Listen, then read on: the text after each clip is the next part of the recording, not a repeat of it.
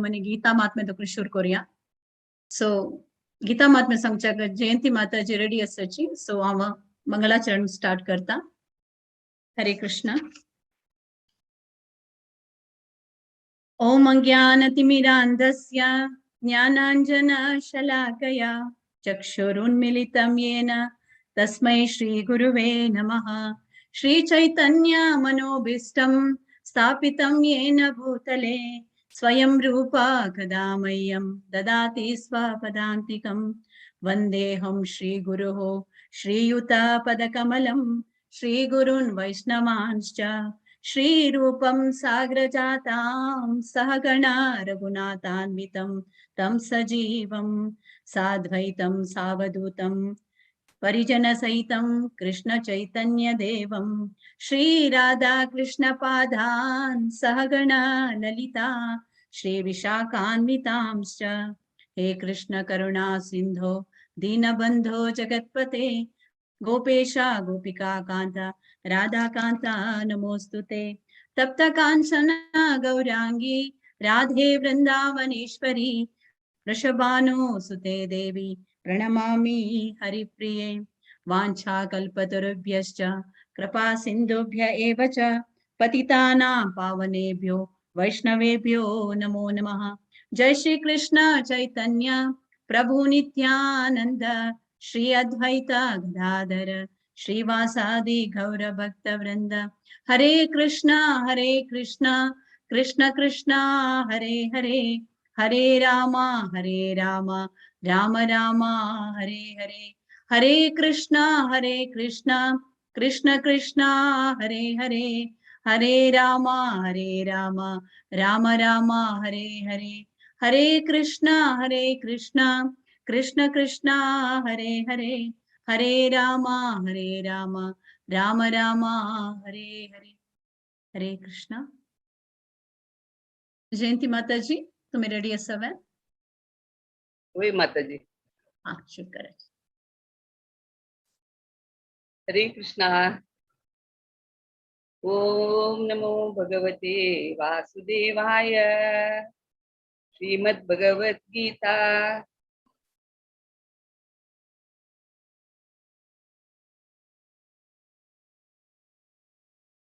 श्रीमद् भगवत गीता अथ गीताध्यानम्.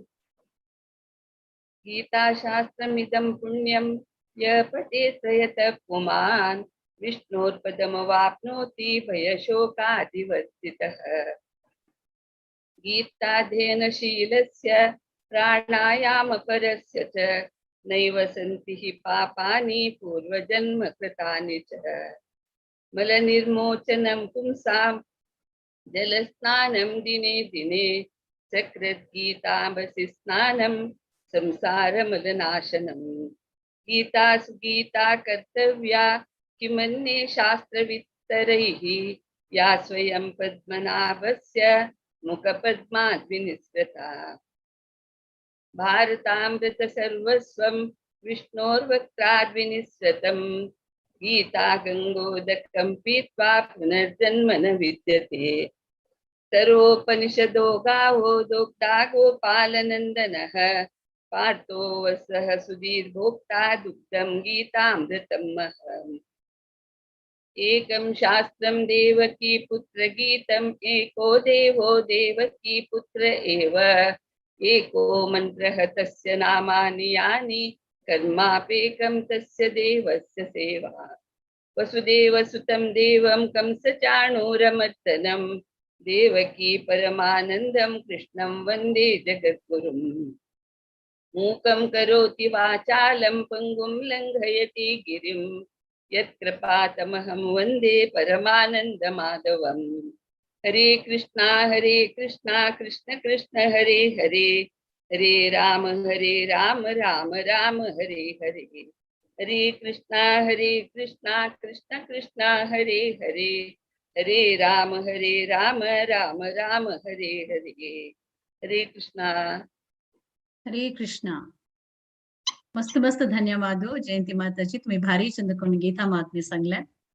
सो आता प्रति एकादशी आम्ही जप टॉक आणि एक राउंड जप करता तशीची आजी आम्ही ऐकूया जपा बगे आज आमकां जपा बगे सांगू आमकां हें करूं येता सांगू येता आसाची हर ग्रेसा अमला सीता माताजी हांनी सो तांगेले आम्ही ऐकूया तांणी आज जपा बगे कसं सांगताची म्हणून हरे कृष्ण माताजी दंडवत प्रणाम ओवर टू यू माताजी हरे कृष्ण हरे कृष्ण माताजी ऑडिबल असवे वै वै वै क्लियर असणार क्लियरच माताजी सर्वप्रथम भागवत पुराण कोंकणी सखीचरण माताजी तुमका सगळं बांधवांक खूप खूप धन्यवाद तुम्हाला एक आज अवकाशाने उपास दिलेला असा आणि आईची एकादशी दिवशी तू त्या सुद्धा हरिनामाबद्दल उलोवच्या म्हळ्यार आयकल्या एकादशी पार्टिसिपेट केल्यार एक खोड तुमकां सगळो काल मुखांतर हरिनाम आयकता असा आणि तांतू तुम्हाला ताजी बद्दल उलोवचे दिल्या म्हण आपण मेगेले खरे सौभाग्य म्हणता हांवें सो म्हणटाची अनेक लोकां मुखांतर हरिनामाबद्दल विचार ऐकून येता असा आज भी एक दोन नवीन विषय आम्ही ऐकूचे प्रयत्न केला मे बी थोडी सिनियर्स रिपीट बी केली उरच्या पाव असा म्हळ्यार आय मायट हॅव रिपीटेड सो पण आम्ही एक याद दवरून घेवका की आम्ही केन्ना जप करता पळय तेन्ना आमगेल मन चडशे कोण हांगा थंय भोंवता उरता न्हय एक पास्टांत वता जो फ्युचरांत वता ते आम्ही एक लेखून घेवका की आमी जप करता जाल्यार आमचे मायंड जे प्रेझन्स ऑफ मायंड प्रेझेंटांत उरका ताजे खातीर काम कसं म्हणटा सांगत जाऊ तितले होडान उच्चारण करून आम्ही आमगेले कान आयकू अशें न्ही की कोणा डिस्टर्ब करची तशी न्ही आम्ही ऐकून घेवका आणि एक देवाल नाव आम्ही घेता म्हणा पडे की चंदाईन घेवका आणि ते सुद्धा समकून ऐकून घेवन केल्यार तांतू आमगेले उद्धार जाता आनी कसं की म्हळ्यार की अनेक जन्म सोडून कसले ह्या जन्मान सुद्धा आम्ही मस्त पाप करता येता असाची ते एक हरिनामात एक असलच की ते आमकां हे पापांतल्यान मुक्त करचे शकता आणि केन्ना पापांतल्यान मुक्त मेळटा तेन्ना मात आमगेल्या अंगा भितर म्हण एक शुद्धीकरण म्हणून येता आणि कडे कृष्ण प्रेम उत्पन्न जावचे शकता सपोज जर आम्ही त्याची करना अशी उरल्यार म्हळ्यार देवा नाव घेवचे का मागशी जर केल्यार कित लोक म्हणता आत मेगेल एज न्ही आत हांव कसले करता मंतारपणार करता म्हणता आनीक मंतारपण जेन्ना पडे म्हणटा आत्माक नात्राल जबाबदार आसा आनेकल्याल जबाबदार आसा हांव आत केन्ना कडे पळयले जाल्यार अशें म्हणटाची म्हण तशी कोण एक्सक्यूज केल्यार उपयोग ना आमी एक लेखून घेवपा की आतां आमी सकाळी उठका जाल्यार मटेरियल वर्ल्डांत न्हिदांत उरता न्हय सगळो रात्री न्हिदचे पयले कशें करता अलार्म सेट करून दवरताची वय की न्हय सकाळी उठका म्हणून ते कसं खातीर काम हे मटेरियल न्हिदांतल्यान उठता रसूच खातीर एक अलार्म दवरताची तशीच हे हरिनाम म्हळ्यार कसं की म्हळ्यार हे आम स्पिरिच्युअल स्लीपाच्यान काडचे खातीर म्हणून म्हळ्यार अर्थ कसो जाला की आमी वी हॅव फॉरगॉटन म्हळ्यार आमी देवाल आनी आमगेलो कसो संबंध ते आमी विसरून गेलेलो आसा ते हाचेच्यान भायर येवचे खातीर आमकां हरिनामाची आवश्यकता आसा ना जाल्यार आमी म्हळ्यार हा शुद्धीकरण जेता शुद्धीकरण दोन नमुने शुद्धीकरण आमी सगळो कागद आसा भायल्यान शुद्धीकरण इनर क्लिनलीनेस आता भायल्यान शुद्धीकरण म्हळ्यार कसं म्हणटा न्हाल्यार जात न्हय म्हूण लेखताची न्हाल्यार जात म्हळ्यार तशें पळोवचें जाल्यार फिश ती कायम उदकांत उरता म्हणून ती जितले गलीज वास येता तितले आनी खंयचेच प्राणी ना म्हणटा तितले उदकांत उरनो बी म्हण तशी शुद्धीकरण म्हणून उपयोग ना आमगेल शुद्धीकरण म्हळ्यार कसले अनर्थ आसा आमगेल खंयचेच आसा लोकां बद्दल निंद करची म्हणा द्वेष करची म्हणा राग करची म्हणा हे पुरा अनर्थ आमगेल शुद्धीकरण केन्ना जाता केन्ना आमी हरिनामाचे जप कितले मनस्पूर्वक कितले ध्यानपूर्वक कितले चंद रितीन करताची तेन्ना मजा येता ना जाल्यार आतां आमगेल आम बाप्पाक आवयक अनेक रूमांत आसा आपोवपा जाल्यार हांगाच्यान हुगूर कोना आई ह्या खंय आस तूं म्हाका तुका आपोवपा अशें म्हणून हुगूर कसले उलयल्यार आयकत वे ती एक सांज चेडो म्हणटा तेगेला आपोवपा जाल्यार व्हडान उलोवन म्हळ्यार मात तेगेला आमी कशी रिस्पॉन्ड करता तशीच देव बी आमी तेन्ना रिस्पॉन्ड करता केन्ना आमी चंद कोनू जाऊ तितले मनान हरे कृष्णा कृष्ण कृष्ण हरे हरे हरे राम राम राम हरे अशें कितले म्हणटा पळय तितले तो आयकता म्हणून हे आयच्यान एक दोन तीन सान पॉइंट्स हांव सांग शेअर केल्या खास करून फाल्यां तुमी अलार्म दवरना पळय उठता जाल्यार हे याद दवर घेवका की आमगे मटेरियल स्लिपाच्यान आमी स्पिरिच्युअल स्लिपाच्यान आमी भायर येवचे प्रयत्न करता अशें म्हणून आमी लेखा बाकीची म्हणटा न्हय आमी जप करता जाल्यार हांव पयले बी सांगिल्लें आसा जप केन्ना आमी करताची तेन्ना देव आमगे मुखांतर आमगे घरा प्रवेश केलेली उरता आणि कितलो पण आता आमगे घरा सोयर येता आणि आमी सोयऱ्यान येयले तेन्ना आमी भितर वचून बसल्यार तो सोयऱ्यांनी पण आमगे घरा येवचे वतना वय की न्हय तशीच आमी देवान नांव घेवन घेता तेन्ना देव आमगे मुखार आयिल्लो उरता दिसून मातेना आमगेले हे तसं भौतीक इंद्रिया निमित्तान आणि आमी वापस कशें करतात आमी जप करता जाल्यार लक्ष विंगड करणे उरल्यार देव कसो करता सांगा म्हाका आपूण मेजेचेर टायम दिना म्हूण दिसून येता ताचे खातीर आमी केन्ना जप करता तेन्ना आमगे लक्ष फक्त देवाचेर मात उरकानी विंगड खंयच्यारी उरचें ना कशें आमगेले गेस्ट आयिल्ले तेन्ना आमगेले फूल कॉन्सन्ट्रेशन तागे आदर सत्कार करच्यान कशें उरता पळय त्या लेखा तशी दृश्टी विचार येवन आमी जप करता म्हणून आयची हांव तूं म्हणचे प्रयत्न केले कसं भूल चूक जाल्ली आसल्यार माफ कराची आय थिंक सखी चरण माताजी आयची सांगल्या पूर्ण वेळ हरे कृष्ण माताजी मस्त मस्त धन्यवाद माता तुमका हरी बोल थँक्यू व्हेरी मच माताजी हरे कृष्ण हरे कृष्ण नमला सीतादेवी माताजी तुम्ही चंद कोण सांगल्या सो पाय आमगे वैष्णव पुराजन करतु जन्म लेखता पाय पुराजन अलाराम सेट करताची जप करशाक नेक्स्ट पुराजन कशी बाहेर शुद्धी नाहीत नाता की तशी अंतरंगा शुद्धी करशाक जप करताची म्हणून हांव लेखता आणि फाय दाखवून पुरा सकाळी उठानु बागिलांनी पुरा ओपन करून देवाक वेलकम करशाक पुरा जप स्टार्ट करताची म्हणून लेखता हांव पुरा आमगे वैष्णव बांधव पुरा भक्ताची तांकां चिक्के जस्ट उठाच्या तुम्ही एक अलार्म सेट कर का म्हणून सांगला सो फायदो कुदांनी अलार्म सेट करताची हरे कृष्ण माताजी खूप खूप धन्यवाद तुमका सो तशीच आता आमकां मला सीता माताजी ना जप कशी करच्या कसल्या करता कशी करता म्हणून आमकां सांगून दिलें सो आमी आतां आमकां तुम्ही जप कशी करताची म्हणून सांगून दिवच्याक येतसाची रसमयी माताजी माधवी माताजी हरे कृष्ण माताजी सो आम्ही प्रति एकादशी का एक राउंड करताची सो पुराजन तांगता गेल्या माळ असल्या प्लीज घेयाची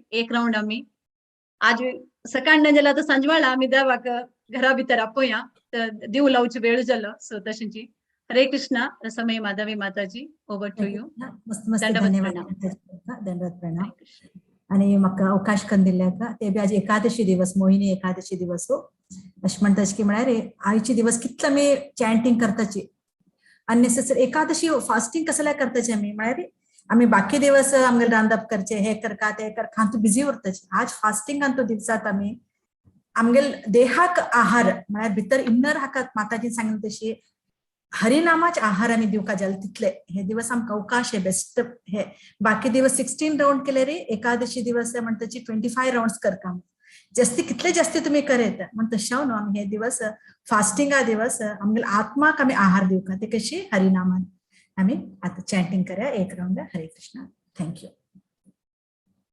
जय श्री कृष्ण चैतन्य प्रभु नित्यानंदा श्री अद्वैत गदाधर श्रीवासादि गौर भक्त वृंदा हरे कृष्ण कृष्ण कृष्ण हरे हरे हरे राम राम राम हरे हरे हरे कृष्ण कृष्ण कृष्ण हरे हरे हरे राम राम राम हरे हरे हरे कृष्ण कृष्ण कृष्ण हरे हरे हरे राम राम राम हरे हरे हरे कृष्ण कृष्ण कृष्ण हरे हरे हरे राम राम राम हरे हरे हरे कृष्ण कृष्ण कृष्ण हरे हरे हरे राम राम राम हरे हरे हरे कृष्ण कृष्ण कृष्ण हरे हरे हरे राम राम राम हरे हरे हरे कृष्ण कृष्ण कृष्ण हरे हरे हरे राम राम राम हरे हरे हरे कृष्ण कृष्ण कृष्ण हरे हरे हरे राम राम राम हरे हरे हरे कृष्ण कृष्ण कृष्ण हरे हरे हरे राम राम राम हरे हरे हरे कृष्ण कृष्ण कृष्ण हरे हरे हरे राम राम राम हरे हरे हरे कृष्ण कृष्ण कृष्ण हरे हरे हरे राम राम राम हरे हरे हरे कृष्ण कृष्ण कृष्ण हरे हरे हरे राम राम राम हरे हरे हरे कृष्ण कृष्ण कृष्ण हरे हरे हरे राम राम राम हरे हरे हरे कृष्ण कृष्ण कृष्ण हरे हरे हरे राम राम राम हरे हरे हरे कृष्ण कृष्ण कृष्ण हरे हरे हरे राम राम राम हरे हरे हरे कृष्ण कृष्ण कृष्ण हरे हरे हरे राम राम राम हरे हरे हरे कृष्ण कृष्ण कृष्ण हरे हरे हरे राम राम राम हरे हरे हरे कृष्ण कृष्ण कृष्ण हरे हरे हरे राम राम राम हरे हरे हरे कृष्ण कृष्ण कृष्ण हरे हरे हरे राम राम राम हरे हरे हरे कृष्ण कृष्ण कृष्ण हरे हरे हरे राम राम राम हरे हरे, हरे कृष्ण कृष्ण कृष्ण हरे हरे, हरे राम राम हरे हरे, हरे कृष्ण कृष्ण कृष्ण हरे हरे, हरे राम राम हरे हरे, हरे कृष्ण कृष्ण कृष्ण हरे हरे, हरे राम राम हरे हरे, हरे कृष्ण कृष्ण कृष्ण हरे हरे, हरे राम राम हरे हरे, हरे कृष्ण कृष्ण कृष्ण हरे हरे, हरे राम राम हरे हरे, हरे कृष्ण कृष्ण कृष्ण हरे हरे, हरे राम राम हरे हरे, हरे कृष्ण कृष्ण कृष्ण हरे हरे, हरे राम राम हरे हरे, हरे कृष्ण कृष्ण कृष्ण हरे हरे, हरे राम राम हरे हरे, हरे कृष्ण कृष्ण कृष्ण हरे हरे, हरे राम राम हरे हरे, हरे कृष्ण कृष्ण कृष्ण हरे हरे, हरे राम राम हरे हरे, हरे कृष्ण कृष्ण कृष्ण हरे हरे, हरे राम राम हरे हरे, हरे कृष्ण कृष्ण कृष्ण हरे हरे, हरे राम राम हरे हरे, हरे कृष्ण कृष्ण कृष्ण हरे हरे, हरे राम राम हरे हरे, हरे कृष्ण कृष्ण कृष्ण हरे हरे, हरे राम राम हरे हरे, हरे कृष्ण कृष्ण कृष्ण हरे हरे, हरे राम राम हरे हरे, हरे कृष्ण कृष्ण कृष्ण हरे हरे, हरे राम राम हरे हरे, हरे कृष्ण कृष्ण कृष्ण हरे हरे, हरे राम राम हरे हरे, हरे कृष्ण कृष्ण कृष्ण हरे हरे, हरे राम राम हरे हरे, हरे कृष्ण कृष्ण कृष्ण हरे हरे, हरे राम राम हरे हरे, हरे कृष्ण कृष्ण कृष्ण हरे हरे, हरे राम राम हरे हरे, हरे कृष्ण कृष्ण कृष्ण हरे हरे, हरे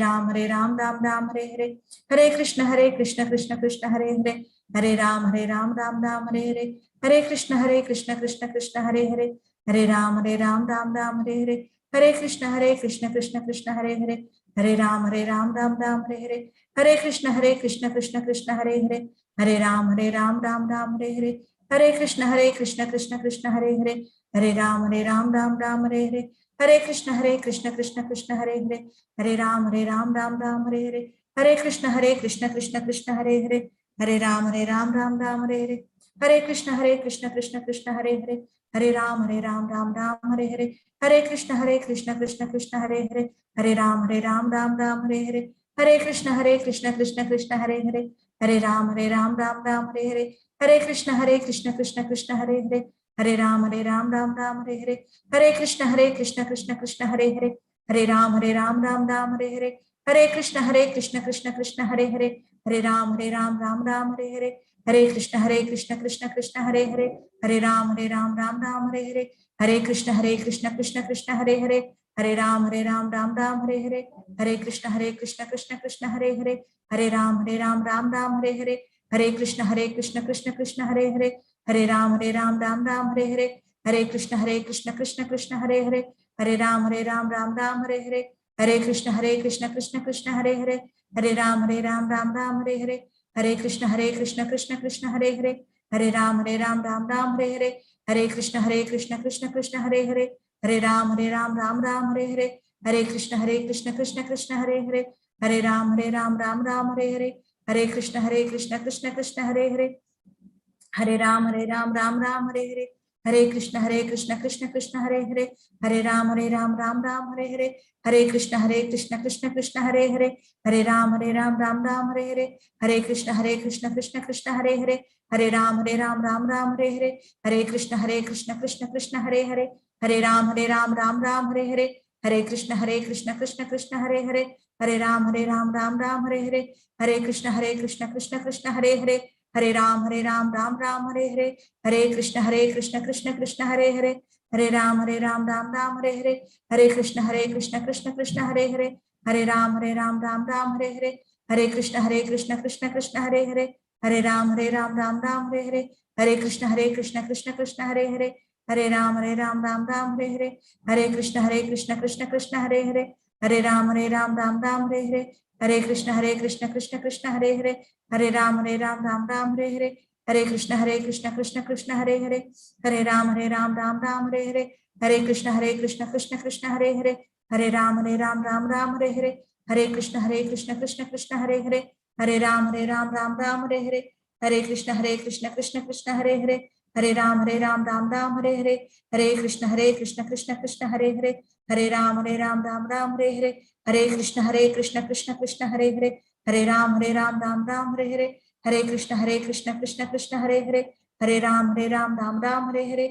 हरे कृष्ण कृष्ण कृष्ण हरे हरे, हरे राम राम हरे हरे, हरे कृष्ण कृष्ण कृष्ण हरे हरे, हरे राम राम राम हरे हरे, हरे कृष्ण कृष्ण कृष्ण हरे हरे, हरे राम राम राम हरे हरे, हरे कृष्ण कृष्ण कृष्ण हरे हरे, हरे राम राम हरे हरे, हरे कृष्ण कृष्ण कृष्ण हरे हरे, हरे राम राम हरे हरे, हरे कृष्ण कृष्ण कृष्ण हरे हरे, हरे राम राम हरे हरे, हरे कृष्ण कृष्ण कृष्ण हरे हरे, हरे राम राम हरे हरे, हरे कृष्ण कृष्ण कृष्ण हरे हरे, हरे राम राम हरे हरे, हरे कृष्ण कृष्ण कृष्ण हरे हरे, हरे राम राम हरे हरे, हरे कृष्ण कृष्ण कृष्ण हरे हरे, हरे राम राम हरे हरे, हरे कृष्ण कृष्ण कृष्ण हरे हरे, हरे राम राम हरे हरे, हरे कृष्ण कृष्ण कृष्ण हरे हरे, हरे राम राम हरे हरे, हरे कृष्ण कृष्ण कृष्ण हरे हरे,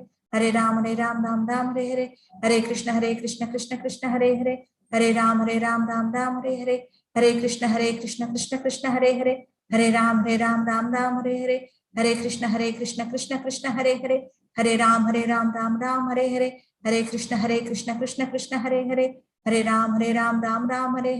हरे कृष्ण कृष्ण कृष्ण हरे हरे, हरे राम राम हरे हरे, हरे कृष्ण कृष्ण कृष्ण हरे हरे, हरे राम राम हरे हरे, हरे कृष्ण कृष्ण कृष्ण हरे हरे, हरे राम राम हरे हरे, हरे कृष्ण कृष्ण कृष्ण हरे हरे, हरे राम राम हरे हरे, हरे कृष्ण कृष्ण कृष्ण हरे हरे, हरे राम राम हरे हरे, हरे कृष्ण कृष्ण कृष्ण हरे हरे, हरे राम राम हरे हरे, हरे कृष्ण कृष्ण कृष्ण हरे हरे, हरे राम राम हरे हरे, हरे कृष्ण कृष्ण कृष्ण हरे हरे, हरे राम राम हरे हरे, हरे कृष्ण कृष्ण कृष्ण हरे हरे, हरे राम राम हरे हरे, हरे कृष्ण कृष्ण कृष्ण हरे हरे, हरे राम राम हरे हरे, हरे कृष्ण कृष्ण कृष्ण हरे हरे, हरे राम राम हरे हरे, हरे कृष्ण कृष्ण कृष्ण हरे हरे, हरे राम राम हरे हरे।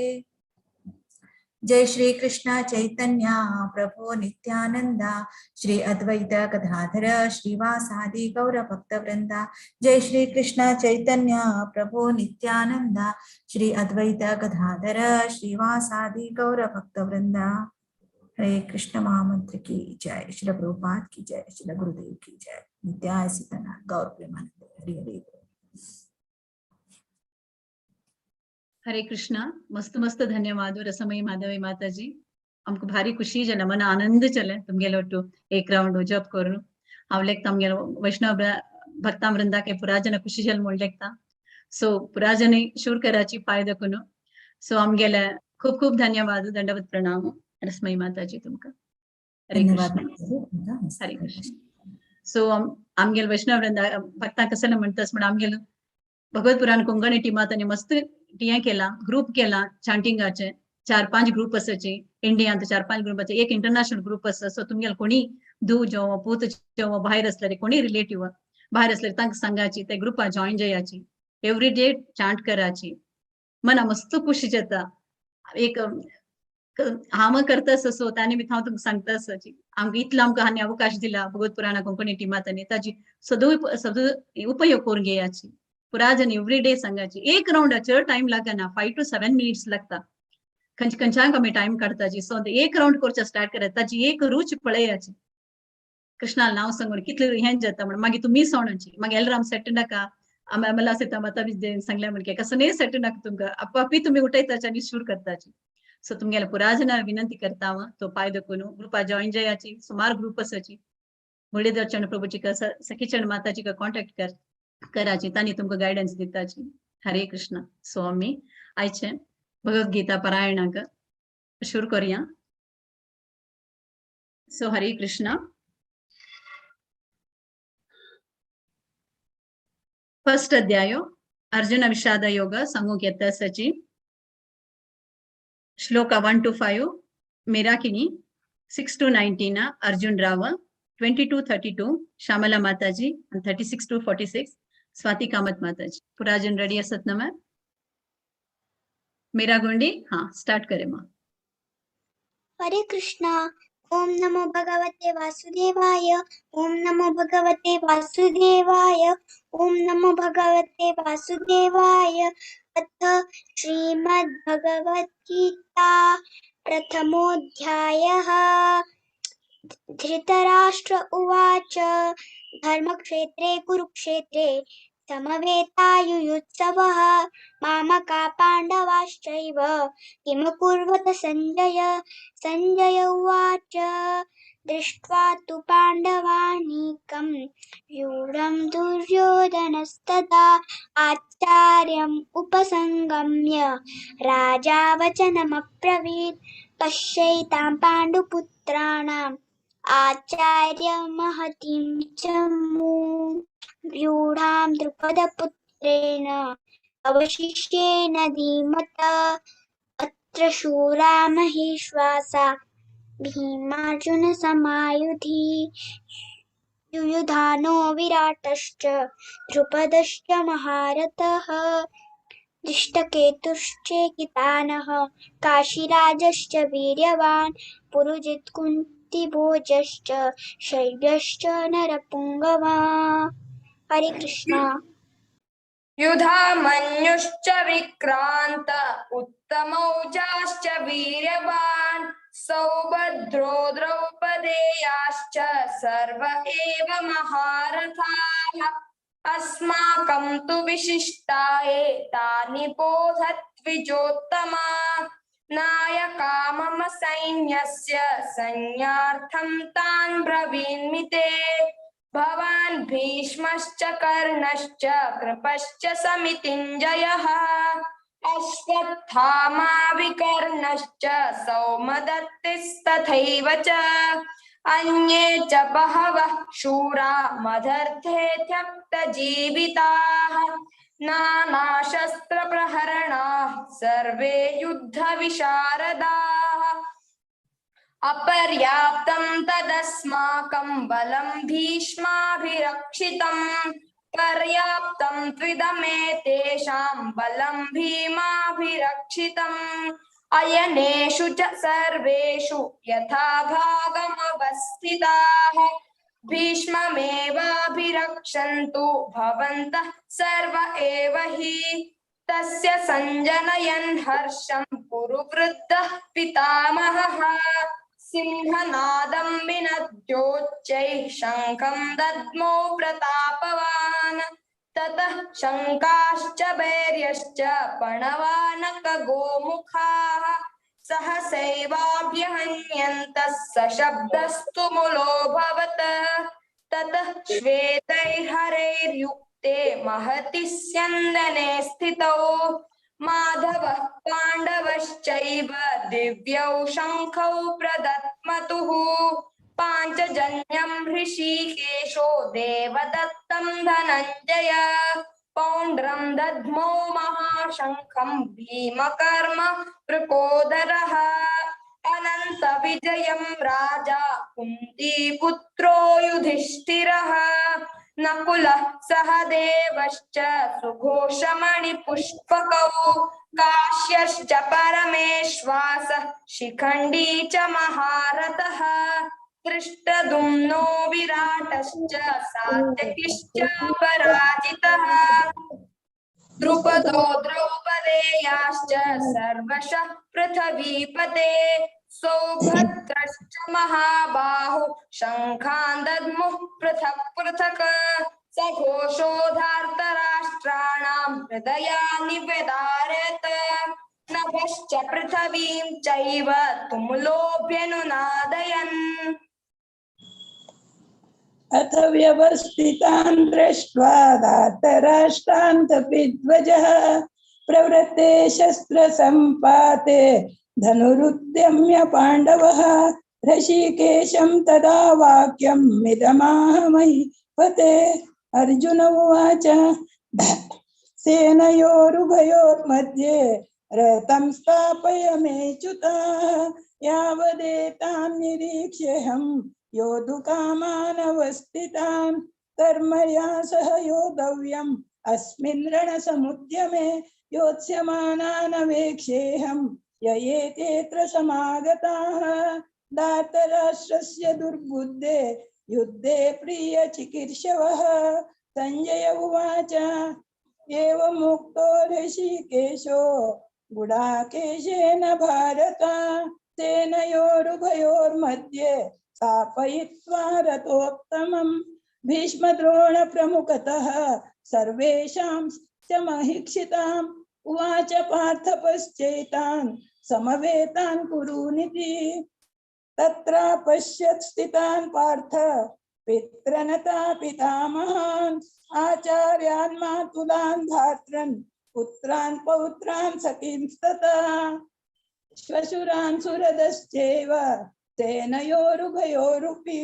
भयोरपि तान् समीक्ष्य स कौन्तेय सर्वान् बन्धुवस्थितान् कृपया परयाविष्टो विषीदन्निब्रवीत् अर्जुन उवाच दृष्ट्वेवं स्वजनं कृष्ण युत्सं समुपस्थितं सिदन्ति मम गात्राणि मुखं च परिशुष्यति वेपतुश्च शरीरे मे रोमहर्षश्च जायते गाण्डीवं संसृते हस्तात् त्वक्श्चैव परिदह्यते न च शक्नोम अवस्थातुं भ्रमतीव च मे मनः निमित्तानि च पश्यामि विपरीतानि केशव न च श्रेयोनुपश्यामि हत्वा स्वजनमाहवे न काङ्क्षे विजयं कृष्ण न राज्यं सुखानि च किं नो राज्येन गोविन्द किं भोगैर्जीवितेन वा। हरे कृष्ण। येषामर्थे काङ्क्षितं नो राज्यं भोगसुखानि च तैमेव स्थिता युद्धे प्राणान् त्यक्त्वा धनानि च आचार्याः पितरः पुत्राः तथैव च पितामहाः मातुलः श्वशुराः पौत्राः श्याल्याः सम्बन्धिनस्तथा एतान्न हन्तुमिच्छामि ततोऽपि मधुसूदन अपि त्रैलोक्यराज्यस्य देतो किं नु महीयते निहत्य धातृराष्ट्रान् प्रीति स्यात् जनार्दन पापमेवाश्रयेदस्मान् अद्वैतानाततायिनः तस्मान्नर्हा वयं हन्तुं धार्तराष्ट्रान् स्वबान्धवान् स्वजनं हि कथं हत्वा सुखिनः स्याम माधव यद्यप्येतेन पश्यन्ति लोभोपहते चेतसः कुलक्षयकृतं दोषं मित्रद्रोहे च पातकम् कथं ज्ञेयमस्माभिः पापादस्मान् निवर्तितुं कुलक्षयकृतं दोषं प्रपश्यद्भिर्जनार्दन कुलक्षये प्रणश्यन्ति कुलधर्माः सनातनाः धर्मे नष्टे कुलं कृत्स्नम् अधर्मोऽभिभवत्युत अधर्माभिभवात् कृष्ण प्रदुष्यन्ति कुलस्त्रियः स्त्रीषु दृष्ट्वा सुवार्ष्णेय जायते वर्णसङ्करः सङ्करो नरकायैव कुलज्ञानां कुलस्य च पतन्ति पितरो येषां लुप्तपिण्डोदकक्रियाः दोषैरेतैः कुलज्ञानां वर्णसङ्करकारकैः उत्साद्यन्ते जातिधर्माः कुलधर्माश्च शाश्वताः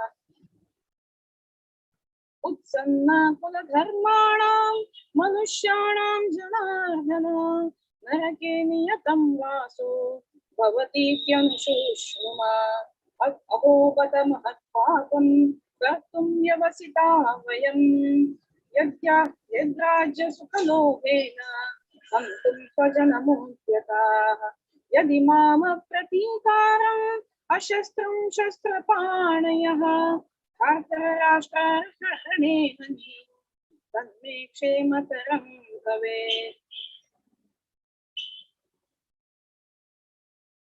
संजय उवाच एवमुक्त्वा अर्जुनः साङ्ख्ये रथोपस्थौपाविशत् विसृज्य सशरं चापं शोकसंविघ्नमानसा ॐ तत्सदिति श्रीमद्भगवद्गीतासु उपनिषत्सु ब्रह्मविद्यायां योगशास्त्रे श्रीकृष्णार्जुनसंवादे अर्जुनविषादयोगो नाम प्रथमोऽध्यायः।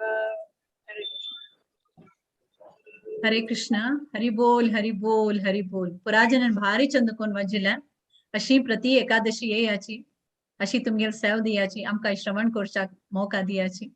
हरे कृष्णा. खूब खूब धन्यवाद पुरा जनांक.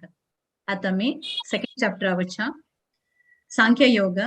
सांख्य योग सांगू येत असची 1 to 12 लीलापई माताजी, 13 to 24 शोभना कामत माताजी, 25 to 36 भारती प्रभु माताजी, 37 to 48 प्रमोद प्रभुजी, 49 to 60 जया शर्मा माताजी.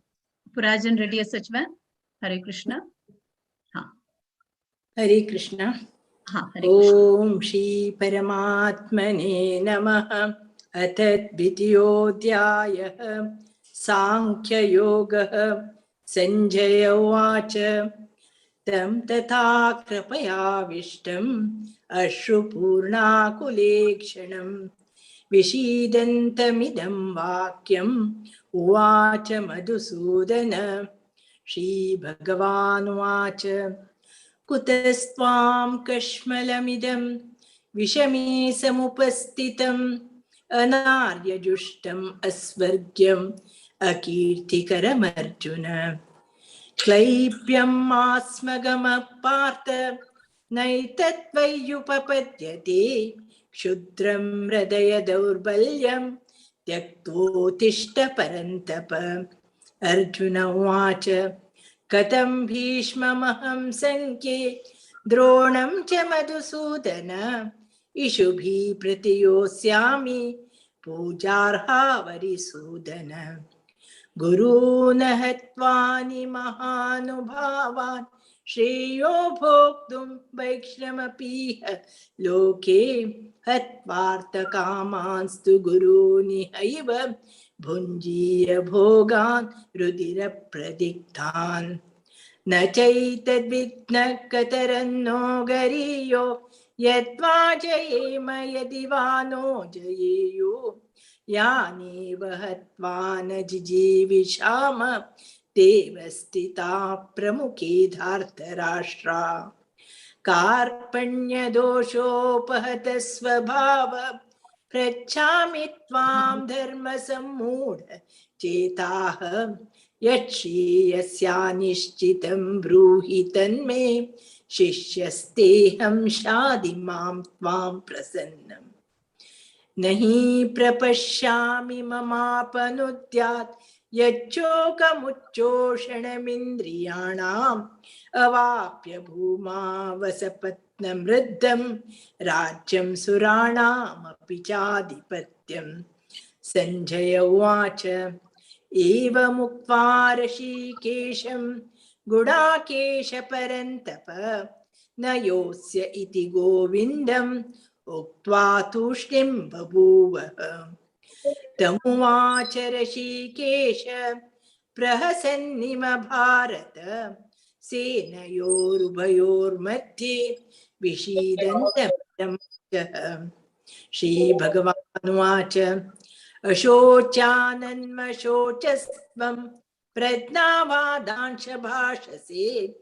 गतासून गतासूंश नानुशोचन्ति पंडिताः. न त्वेवाहं चातुनासं न त्वं नेमे जनाधिपाः. न चैव न भविष्यामः सर्वे वयमतः परम्. हरे कृष्ण. देहिनोऽस्मिन् यथा देहे कौमारं यौवनं जरा. तथा देहादर प्राप्तिर्धीरस्ततमुह्यति. माता स्पर्शातृ कौन्तेय शीतोष्णो सुखदुःखदा. आगमापातिजो नित्य सांस्थितिश भारत. यां हिता व्यथये यन्ते पुरुषां पुरुषार्थवा. समदुःख सुखं धीरं यो सोमृतात्वय कल्पते. नासास्तो विद्यते भावो ना भावो विद्यते सता. उभयोरोऽपि दुष्टन्त्यो स्थानयो स्थातिदर्शिनी. अविनाशी तु तद्विद्धि येन सर्वमिदं तदं विनाशं व्याययासस्य न कश्चित् कर्तुमर्हति अन्धवन्द इमे देहा नित्यसोक्तशरीरिणा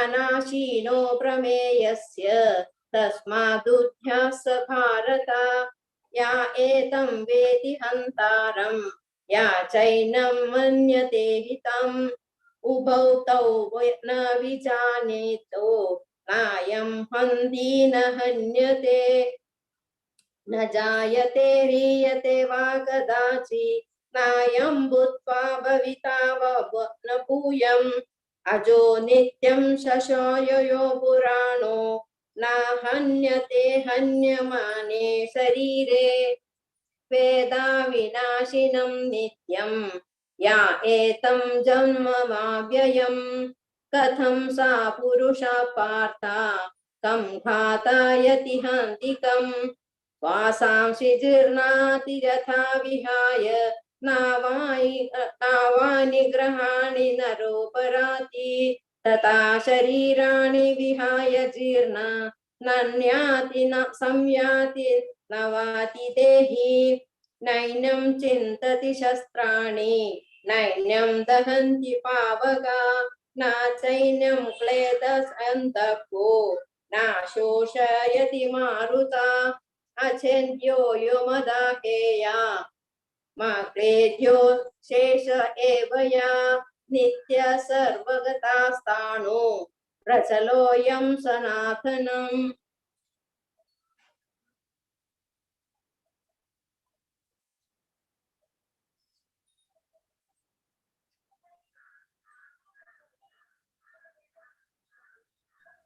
भारती माता जी।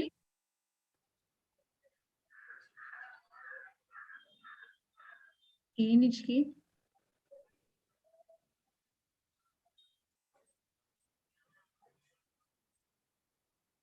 भारती तू सांगतवा कितले श्लोक? 25 to 36. ओके। अव्यक्तोऽयमचिन्त्योऽयम् अविकार्योऽयमुच्यते तस्मादेवं विदित्वैनं नानुशोचितुमर्हसि अथ चैनं नित्यजातं नित्यं वा मन्यसे मृतं तथापि त्वं महाबाहो नैवं शोचितुमर्हसि जातस्य हि ध्रुवो मृत्यु ध्रुवं जन्म मृतस्य च तस्मात् परिहार्येते न त्वं शोचितुमर्हसि अव्यक्तादीनि भूतानि व्यक्तमद्यानि भारत अव्यक्तानि धनानेव तत्र का परिदेवना आश्चर्यवत् पश्यति कश्चिदेनम् आश्चर्यवद् वदति तथैव चान्यः आश्चर्यवश्चैनमन्यः शृणोति श्रुत्वापेनं वेद न चैव कश्चित् देहि नित्यमवद्योऽयं देहे सर्वस्य भारत तस्मात् सर्वाणि भूतानि न त्वं शोचितुमर्हसि स्वधर्ममपि चावेक्ष न विकम्पितुमर्हसि धर्म्यादियुद्धाश्रेयोऽन्यत् क्षत्रियस्य न विद्यते यद्रच्चया चोपपन्नं स्वर्गद्वारमपामृतं सुखिनः क्षत्रिय पार्थ लभन्ते युद्धमीदृशम् अत चेत्त्वमिमं धर्म्यं संग्रामं न करिष्यसि ततः स्वधर्मं कीर्तिं च हित्वा पापमवाप्स्यसि अकीर्तिं चापि भूतानि कथयिष्यन्ति ते व्ययां संभावितस्य चाकीर्ति मरणादतिरिच्यते भयाद्रणादु परतं मंस्यन्ते त्वां महारथाः येषां च त्वं बहुमतो भूत्वा यास्यसि लाघवम् अवाच्य वादांश बहून् वदिष्यन्ति तवाहिताः निन्दन्तस्तव सामर्थ्यं ततो दुःखतरं नु किम्। हरे कृष्ण। हतो वा प्राप्स्यसि स्वर्गं जित्वा वा भोक्ष्यसे महीम् तस्मादुत्तिष्ठ कौन्तेय युद्धाय कृतनिश्चयः सुख दुःखे समे कृत्वा लाभालाभौ जयाजयौ ततो युद्धाय युज्यस्व नैवं पापमवाप्स्यसि। एषा ते विहिता सांख्ये बुद्धिर्योगे त्विमां शृणु। बुद्ध्या युक्तो यया पार्थ कर्मबन्धं प्रहास्यसि। नेहाभिक्रमनाशोऽस्ति प्रत्यवायो न विद्यते। स्वल्पमप्यस्य धर्मस्य त्रायते महतो भयात्। व्यवसायात्मिका बुद्धिः एकेह कुरु नन्दन। बहुशाखाह्यनन्ताश्च युद्धयो व्यवसायिनां। यामिमां पुष्पितां वाचं प्रवदन्त्य विपश्चितः।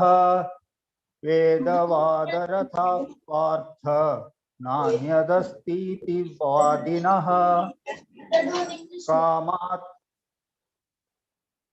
कामात्मनः स्वर्गपराः जन्म कर्म फलप्रदां क्रिया विशेष बहुलां भोगैश्वर्य गतिं प्रति। भोगैश्वर्य प्रसक्तानां तया परत चेतसां। व्यवसायात्मिका बुद्धिः समाधौ न विधीयते। त्रैगुण्य विषया वेदाः निस्त्रैगुण्यो भवार्जुन। निर्द्वन्द्वो नित्यसत्त्वस्थः निर्योगक्षेम आत्मवान्। यावानर्थ उदपाने सर्वतः सम्प्लुतोदके तावान् सर्वेषु वेदेषु ब्राह्मणस्य विजानतः। कर्मण्येवाधिकारस्ते मा फलेषु कदाचन। मा कर्मफलहेतुर्भूः मा ते संगोऽस्त्वकर्मणि। योगस्थः कुरु कर्माणि संगं त्यक्त्वा धनञ्जय। सिद्ध्यसिद्ध्योः समो भूत्वा समत्वं योग उच्यते। हरे कृष्ण।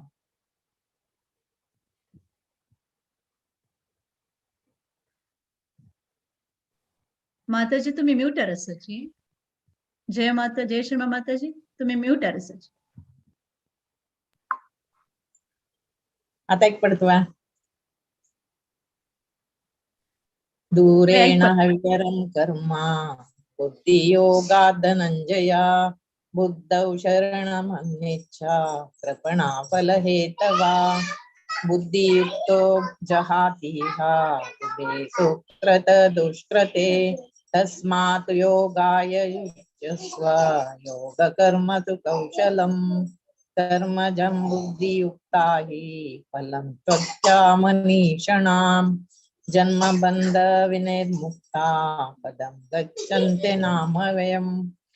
यदा ते मोहकलीलं बुद्धिव्यतितरिष्यति तदा गन्तासि निर्वेदं श्रोतवस्य श्रुतश्व च। श्रुति विप्रतिपन्ना ते यदा सास्यति निश्चला। सामधावचला बुद्धि तदा योगम् अप्राप्तैसि। अर्जुन उवाच स्थितप्रज्ञस्य का भाषा समाधि स्वस्य केशव। स्थितधि किं प्रभाषेत किम् आसित वज्रेत किम्। श्रीभगवान् उवाच प्रजाहाति यदा कामन् सर्वान् पार्थमनोगतान्। आत्मनैवात्मना तुष्टा स्थितप्रज्ञा तदोच्यते। दुःखेषु न विघ्नमना सुखेषु विगतस्पृह। वीतरागभयक्रोध स्थितधि मुनिरुच्यते। य सर्वात्र नाभिस्नेहा ततत् प्राप्य शुभाशुभम्। नाभिनन्दन्ति नाद्वेषि तस्य प्रज्ञा प्रतिष्ठितः। यथा संहरते चायं कूर्मोऽङ्गानीव सर्वशः। इन्द्रियाणि इन्द्रियार्थेभ्यः तस्य प्रज्ञा प्रतिष्ठिता विषया विनिवर्तन्ते निराहारस्य देहिना रसवर्जं रसोपृष्य परं भ्रष्टा निवर्तते यततोऽपि कौन्तेय पुरुषस्य विपश्चिताम् इन्द्रियाणि प्रमादीनि हरन्ति प्रसभं मनाम् तानि सर्वाणि संयम्य आसीत मत्पराम् वशे यस्येन्द्रियाणि तस्य प्रज्ञा प्रतिष्ठिताम् ध्यायतो विषयान् पुंसा माताजी जय शर्मा माताजी तुम्ही जल तुमको 60 तक ओके ओके ओके हरे कृष्णा हरे कृष्ण ध्यायतो विषयान् पुंसा संगस्तोपजायते संगात् संजायते काम कामात् क्रोधो विजायते क्रोधात् भवति सम्मोहः सम्मोहात् स्मृतिविभ्रमः स्मृतिभ्रंशात् बुद्धिनाशो बुद्धिनाशात् प्रणश्यति रागद्वेषवियुक्तैस्तु विषयानिन्द्रियश्चरन् आत्मवश्ये विधेयात्मा प्रसादमधिगच्छति प्रसादे सर्वदुःखानां हानिरस्योपजायते प्रसन्नचेतसो ह्यासु बुद्धिर्पर्यवतिष्ठते नास्ति बुद्धिरेयुक्तस्य न चायुक्तस्य भावना न चाभावयतः शान्ति असन्तस्य कुतः सुखम् इन्द्रियाणां हि चरतां यन्मनो न विविधीयते तदस्य हरति प्रज्ञां वायुर्नाम विमामस्वसि तस्माद् यस्य महाबाहो निगृहीतानि सर्वशः इन्द्रियाणीन्द्रियार्थेभ्यः तस्य प्रज्ञा प्रतिष्ठिता या निशा सर्वभूतानां तस्यां जागर्ति संयमी यस्यां जागृति भूतानि सा निशा पश्यतो मुने अपूर्यमाणम् अचलं प्रतिष्ठं समुद्रमापा प्रविशन्ति तद्वत् कामायं प्रविशन्ति सर्वे स शान्तिमाप्नोति न कामकामी विहाय कामान्य सर्वान् पुमांश्चरति निष्प्रः निर्ममो निरहंकार स शान्तिमधिगच्छति एषा ब्राह्मी स्थितिः पार्थ नैन्यां प्राप्य विमुहति स्थिताश्चामन्तकालेऽपि ब्रह्मनिर्वाणं पृच्छति ओम तत्सदिति श्रीमद्भगवद्गीतासु उपनिषत्सु ब्रह्म विद्यायां योगशास्त्रे श्रीकृष्णार्जुन संवादे सांख्य योगो नाम द्वितीयोऽध्यायः श्रीकृष्णार्पणमस्तु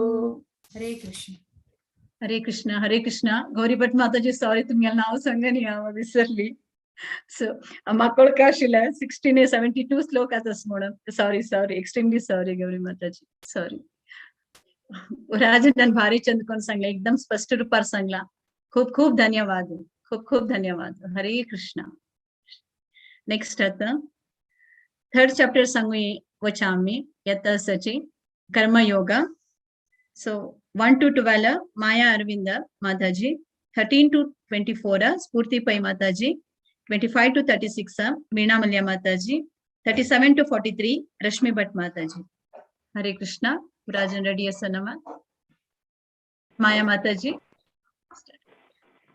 हरे कृष्ण ओम नमो भगवते वासुदेवाय नमः अथ तृतीयोऽध्यायः कर्मयोगः अर्जुन उवाच ध्यायसि चेत् कर्मणस्ते मता बुद्धिर्जनार्दन तत् किं कर्मणि घोरे मां नियोजयसि केशव व्यामिश्रेणेव वाक्येन बुद्धिं मोहयसीव मे तदेकं वद निश्चित्य येन श्रेयोऽहमाप्नुयाम्। श्रीभगवानुवाच लोकेऽस्मिन् द्विविधा निष्ठा पुरा प्रोक्ता मया नघ। ज्ञानयोगेन साङ्ख्यानां कर्मयोगेन योगिनाम्। न कर्मणामनारम्भात् नैष्कर्म्यं पुरुषोऽश्नुते। न च सन्न्यासनादेव सिद्धिं समधिगच्छति। न हि कश्चित् कष्टमपि चातु तिष्ठत्य कर्म कृत। कार्यते अवश कर्म सर्वप्रकृतिजैर्गुणैः। कर्मेन्द्रियाणि संयम्य य आस्ते मनसा स्मरन् इन्द्रियार्थान् विमूढात्मा मिथ्याचारस उच्यते। यस्विन्द्रियाणि मनसा नियमाव्यरभेतर्जुन कर्मेन्द्रियैः कर्मयोगम् असक्तः स विशिष्यते। नियतं कुरु कर्म त्वं कर्मज्यायो कर्मणः शरीरयात्रापि च ते न प्रसिद्धेद कर्मणः। यज्ञार्थाता कर्मण्योऽन्यत्र लोकोऽयं कर्म बन्धनः। तदर्थं कर्म कौन्तेय मुक्तसङ्गसमाचर। सह यज्ञा प्रजा सृष्ट्वा पुरोवाच प्रजापतिः अनेन प्रसविष्वध्वम् एष ओतिष्ठ कामधुक। देवान् भावयतानेन ते देवा भावयन्तु वः। परस्परं भावयन्तः श्रेयपरमव्याप्त्यथ। इष्टान् भोगान् हि वो देवाः दास्यन्ते यज्ञभाविताः। तैर्दत्तान्न प्रदायैभ्यः यो भुङ्क्ते तेन एव सः। हरे कृष्ण। यज्ञशिष्टाशिनः सन्तः मुच्यन्ते सर्वकिल्बिषैः। भुञ्जते ते त्वगं पापाः ये पचन्त्यात्मकारणात्। अन्नात् भवन्ति भूतानि पर्जन्यादन्न संभवः। यज्ञात् भवति पर्जन्यः यज्ञकर्म समुद्भवः। कर्म ब्रह्मोद्भवं विद्धि ब्रह्माक्षर समुद्भवम्। तस्मात् सर्वगतं ब्रह्म नित्यं यज्ञे प्रतिष्ठितम्। एवं प्रवर्तितं चक्रं नानुवर्तयति यः। अघायुरीन्द्रया रामः मोघं पार्थ स जीवति। यस्त्वात्मरतिरेव स्यात् आत्मतृप्तश्च मानवः। आत्मन्येव च सन्तुष्टः तस्य कार्यं न विद्यते। नैव तस्य कृतेनार्थः नाकृते नेह कश्चन।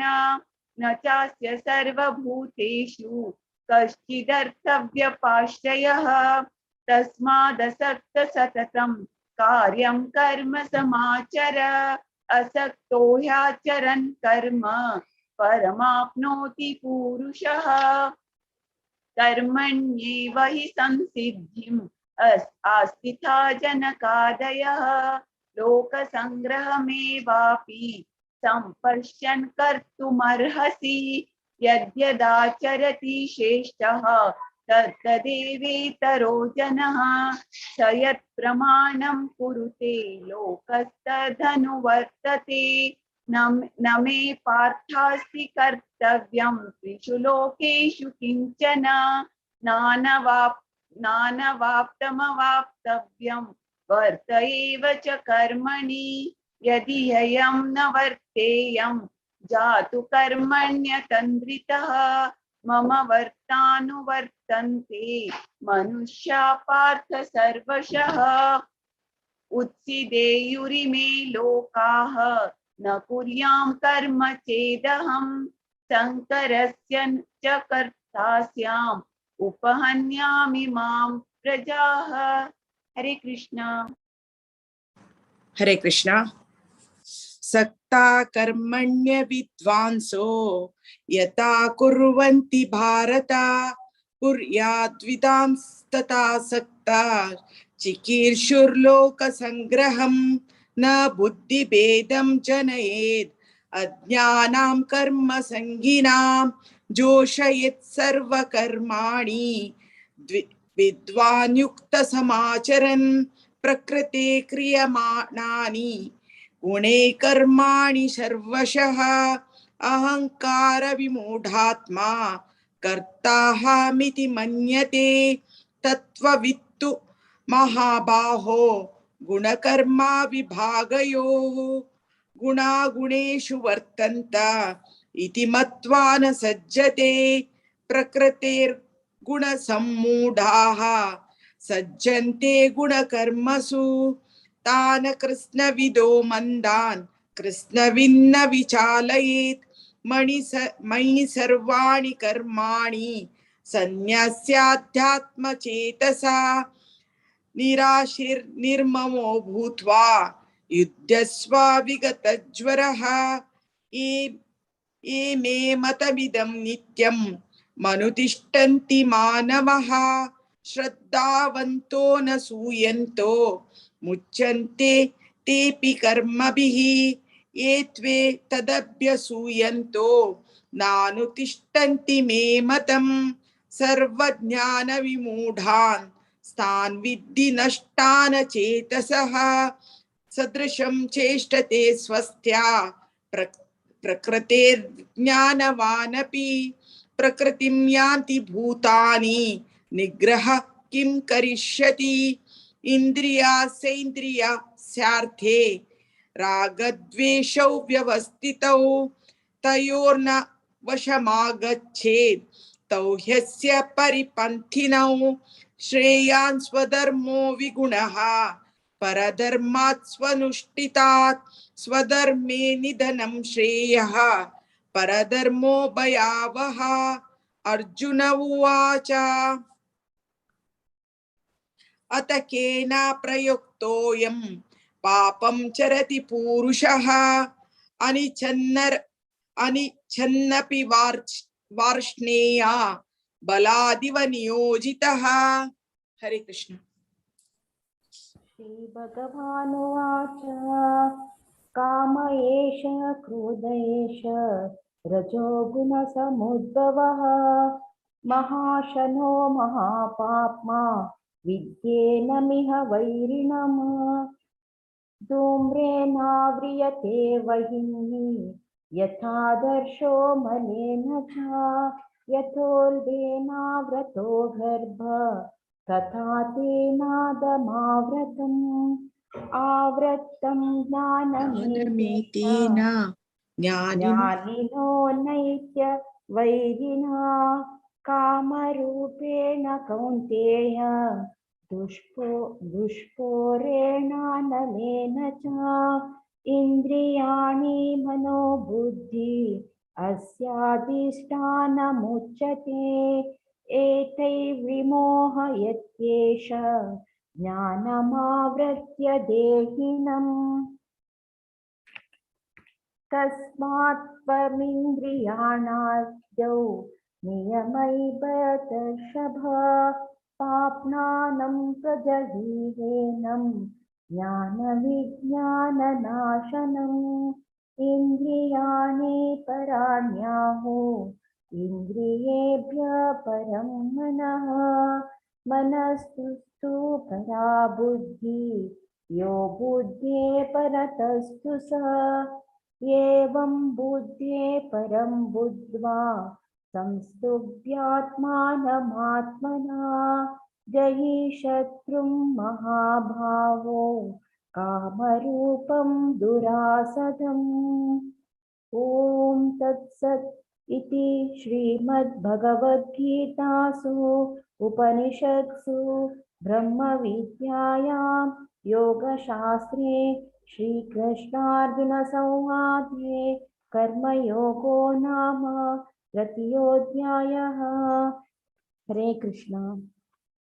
हरे कृष्णा. हरी बोल हरी बोल हरी बोल. पुराजन भारी चंद्र सांगला एकदम स्पष्ट रूपारी अशी याची प्रति एकादशिका आणि पठण कराची. खूप खूप धन्यवाद पुराजन. हरे कृष्ण. नेक्स्ट 4th अध्याय प्रतिभा नायक प्रतिभा माताजी तांगी आणि टीम. सो हरे कृष्णा. हाँ प्रतिभा माताजी तुम्ही शूट कराची. हरे कृष्ण.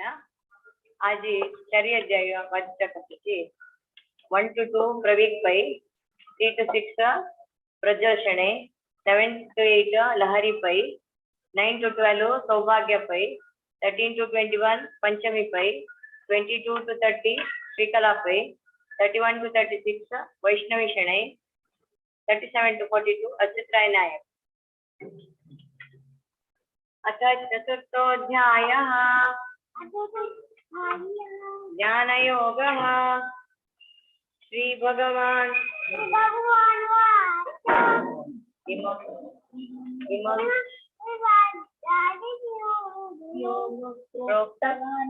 प्रोक्तवान् गट्टी गट्टी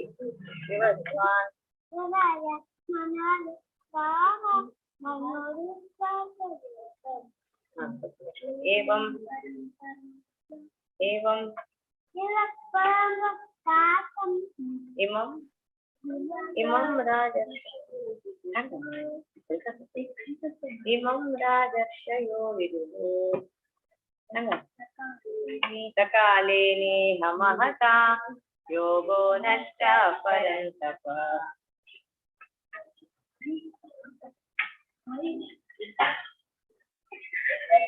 त्रयेवायं मया तेद्य योगः प्रोक्तः पुरातनः भक्तोऽसि मे सकाशेति राजन्येतुरुत्तमम्. अर्जुन उवाच अपरं भवतो जन्म परं जन्म विवस्वतः कथमेतद्विजानीयां त्वमादौ प्रोक्तवान् इति. श्रीभगवानुवाच बहूनि मे व्यतीतानि जन्मानि तव चार्जुन तान्यहं वेद सर्वाणि न त्वं वेत्त परन्तप. अजोऽपि सन्नव्ययात्मा भूतानामीश्वरोऽपि सन् प्रकृतिं त्वमधिष्ठाय सम्भवाम्यमया मामया. यदा यदा हि धर्मस्य ग्लानिर्भवति भारत अभ्युत्थानं धर्मस्य तदात्मानं सृजामि.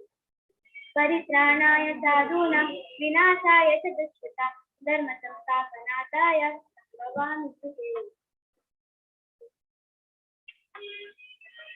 जन्म कर्म च मे दिव्यम् एवं यो वेत्ति तत्त्वतः त्यक्त्वा देहं पुनर्जन्म नैति मामेति सोऽर्जुन. वीतरागभयो क्रोध मन्नया मामुपाश्रिताः बहवो ज्ञानतपसा पूता मद्भावमागताः. ये यथा मां प्रपद्यन्ते तां तथैव भजाम्यहम्. मम वर्त्मानुवर्तन्ते मनुष्या पार्थ सर्वशः. काङ्क्षन्तः कर्मणां सिद्धिं यजन्त इह देवताः क्षिप्रीं हि मानुषे लोके सिद्धे भवति कर्मजा. चातुर्वर्ण्यं मया सृष्टं गुणकर्म विभागशः तस्य कर्तारमपि मां नित्यकर्तारमव्ययम्. ममां कर्माणि लिम्पन्ति न मे कर्म फले स्तः इति मां योऽपि जानाति कर्मभिर्न स बध्यते. एवं ज्ञात्वा कृतं कर्म पूर्वैरपि मुमुक्षुभिः गुरुकर्मैव तस्मात् त्वां पूर्वतरं कृतं. किं कर्म किमकर्मेति कवयोऽप्यत्र मोहिताः तत्ते कर्म प्रवक्ष्यामि यज्ञात्वा मोक्षसे शुभाम्. कर्मणो ह्यपि बोधव्यं च विकर्मणः अकर्मणस्य बोधव्यं गहना कर्मणो. कर्मण्यकर्म यः पश्येत् अकर्मणि च कर्मणः स बुद्धिमान् मनुष्येषु स युक्तः कृष्णकर्मभिः. यस्य सर्वे समारम्भाः कामसङ्कल्पवर्जिताः ज्ञानाग्नि दग्धकर्माणं तमाहो पंडितं बुधाः त्यक्त्वा कर्मफलासाङ्गं नित्यतृप्तो निराशयः कर्मण्यधिप्रवृत्तोऽपि नैव किञ्चित् करोति सन् निराशीर्यत चित्तात्मा त्यक्त सर्वपरिग्रहः शारीरं केवलं कर्म कुर्वन् नाप्नोति किल्बिषम् यदृष्टा लाभसन्तुष्टो द्वन्द्वातीतो विवत्सरः समः चित्तावचित्तौ च कृत्वापि न निबध्यते गतसङ्गस्य मुक्तस्य ज्ञानवस्थितचेतसः यज्ञायाचरता कर्म समग्रं प्रविलीयते ब्रह्मार्पणं ब्रह्म हविः ब्रह्माग्नौ ब्रह्मणाहुतं ब्रह्मैव तेन गन्तव्यं ब्रह्म कर्म समाधिनः दैवमेवापरे यज्ञं योगिनः पर्युपासते ब्रह्माग्नौ अपरे यज्ञं यज्ञेनैवोपजुहति श्रोत्रादीनिन्द्रियाण्यन्ये संयमाग्निषु जुहति शब्दादीन् विषयानन्यम् इन्द्रियाग्निषु जुहति सर्वाणीन्द्रियकर्माणि प्राणकर्माणि चापरे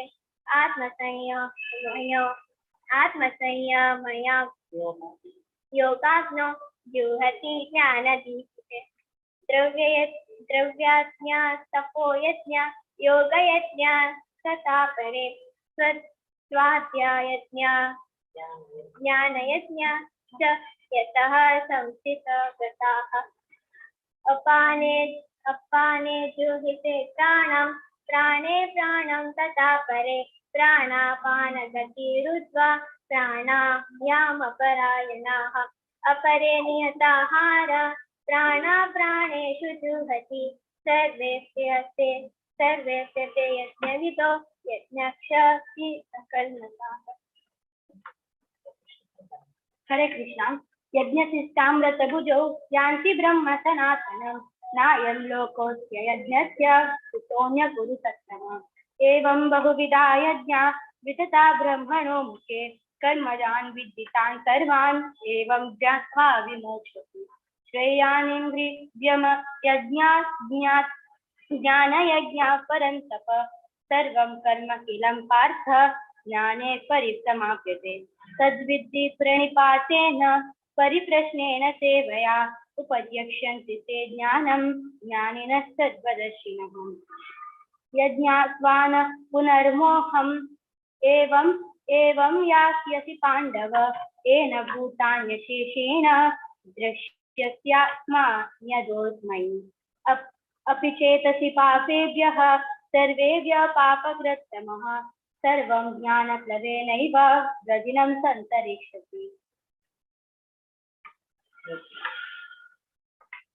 यतेतां समिद्धोऽग्नि भस्मसात् कुरुते अर्जुन ज्ञानाग्नि सर्वकर्माणि भस्मसात् कुरुते तथा न हि ज्ञानेन सदृशं पवित्रमिह विद्यते तत्स्वयं योगसंसिद्धः कालेनात्मनि विन्दति श्रद्धावान् लभते ज्ञानं तत्परः संयतेन्द्रियः ज्ञानं लब्ध्वा परां शान्तिम् अचिरेण अधिगच्छति अज्ञश्च श्रद्धदानश्च संशयात्मा विनश्यति नायं लोकोऽस्ति न परो न सुखं संशयात्मनः योगसन्न्यस्तकर्माणं ज्ञानसञ्चिन्न संशयम् आत्मवन्तं न कर्माणि निबध्नन्ति धनञ्जय तस्मादज्ञानसम्भूतं तत्त्वं ज्ञानासीनात्मनः चित्त्वैनं संशयं योगम् आतिष्ठोत्तिष्ठ भारत ओम तत्सत् इति श्रीमद्भगवद्गीतासु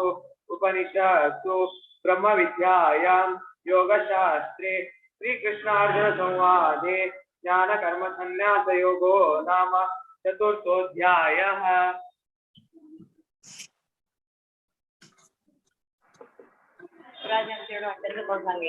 आमकां अवकाश दिल्याक धन्यवाद. हरे कृष्णा. प्रतिभा माताजी तुम्ही भारी छान काम करता सची पुरा चेडू सांगून दिवन खूप खूप धन्यवाद तुमका. प्रति एकादशी अशी येऊन तुमच्या चेडवाल करेना सांगाई करे याची खूप खूप धन्यवाद. हरे कृष्णा. नेक्स्ट 5 चॅप्टर आमगेल्या मंदाकिनी माताजी येतसची तांगे टीम घेऊन हरे कृष्ण मंदाकिनी माताजी ओवर हरे टू यू कृष्णा दंडवत हरे प्रणाम कृष्णा थँक्स दंडवत प्रणाम माताजी हरे कृष्णा हांगाशी सक्कड भक्तवृंदाक आणि भगवत पुराणा कोंकणी टीमाक सर्वांक प्रणाम करता आणि गरिष्ठ वैष्णवांक सर्वांक उद्धट नमस्कार करता आणि आता येवचे 15 तारखेक नरसिंह चतुर्दशी आसा appearance day of lord Narasimha Deva so त्या दिवस तुम्ही मॉर्निंग तुकून सनसेटा पासून उपवास केले चांग म्हणून सांगितलं असतं तशी सो जाल्यार करा ती चांग नम देवाला तशींची आम्ही नरसिंह देवाला मागया सर्वांक प्रोटेक्ट कर देवा तुम्ही आणि अशींच आम्ही सेव करचे मोका दी म्हणून आम्ही देवाला मागया ओके आता नेक्स्ट चॅप्टर 5 सांगचे केता आसा ती कल्पना राव माताजी 1 to 3 गीता पै माताजी 4 to 6 रश्मी नायक माताजी 7 to 9 गायत्री कामत माताजी 10 to 15 दीपा शेणे माताजी 16 to 18 भक्ती नंदिता 19 आणि 20 पूर्णिमा शेणे माताजी 21 to 23 गणेश शेणे प्रभु 24 to 26 वर्लेन हाफ हरे कृष्णा स्टार्ट करेत माताजी हरे कृष्णा ओम नमो भगवते वासुदेवाय ओम श्री परमात्मने नमः श्रीमद् भगवद गीता अथ पंचमोऽध्यायः कर्म संन्यास योगः अर्जुन उवाच संन्यासं कर्मणां कृष्ण पुनर्योगं च शंससि यच्चेय एतयोरेकं तन्मे ब्रूहि सुनिश्चितम् श्री भगवानुवाच संन्यासः कर्मयोगश्च निःश्रेयसकरा उभौ तयोस्तु कर्म संन्यासात् कर्मयोगो विशिष्यते ज्ञेयस नित्यसंन्यासी यो न द्वेष्टि न काङ्क्षति निर्द्वन्द्वो हि महाबाहो सुखं बन्धात् प्रमुच्यते हरे कृष्ण सांख्ययोगौ पृथक् बालाः प्रवदन्ति न पण्डिताः एकमप्यास्थितः सम्यक् उभयोर्विन्दते फलम् यत् सांख्यै प्राप्यते स्थानं तद्योगैरपि गम्यते एकं सांख्यं च योगं च यपश्यसि सपश्यति संन्यासस्तु महाभावो दुःखमाप्तुम योगतः योगयुक्तो मुनिर्ब्रह्मा न चिरेणाधिगच्छति हरे कृष्ण हरे कृष्ण योगयुक्तो विशुद्धात्मा विजितात्मा जितेन्द्रियः सर्वभूतात्मा भूतात्मा कुर्वन्नपि न लिप्यते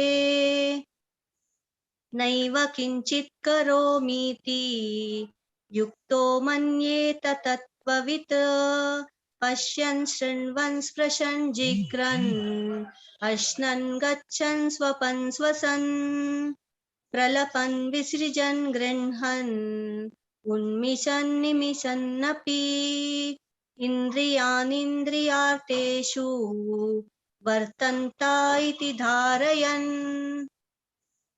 हरे कृष्णा ब्रह्मण्यादाय कर्माणि संगं त्यक्त्वा करोति यः लिप्यते न स पापेन पद्मपत्रमिवाम्भसा कायेन मनसा बुद्ध्या कैवलेन्द्रियैरपि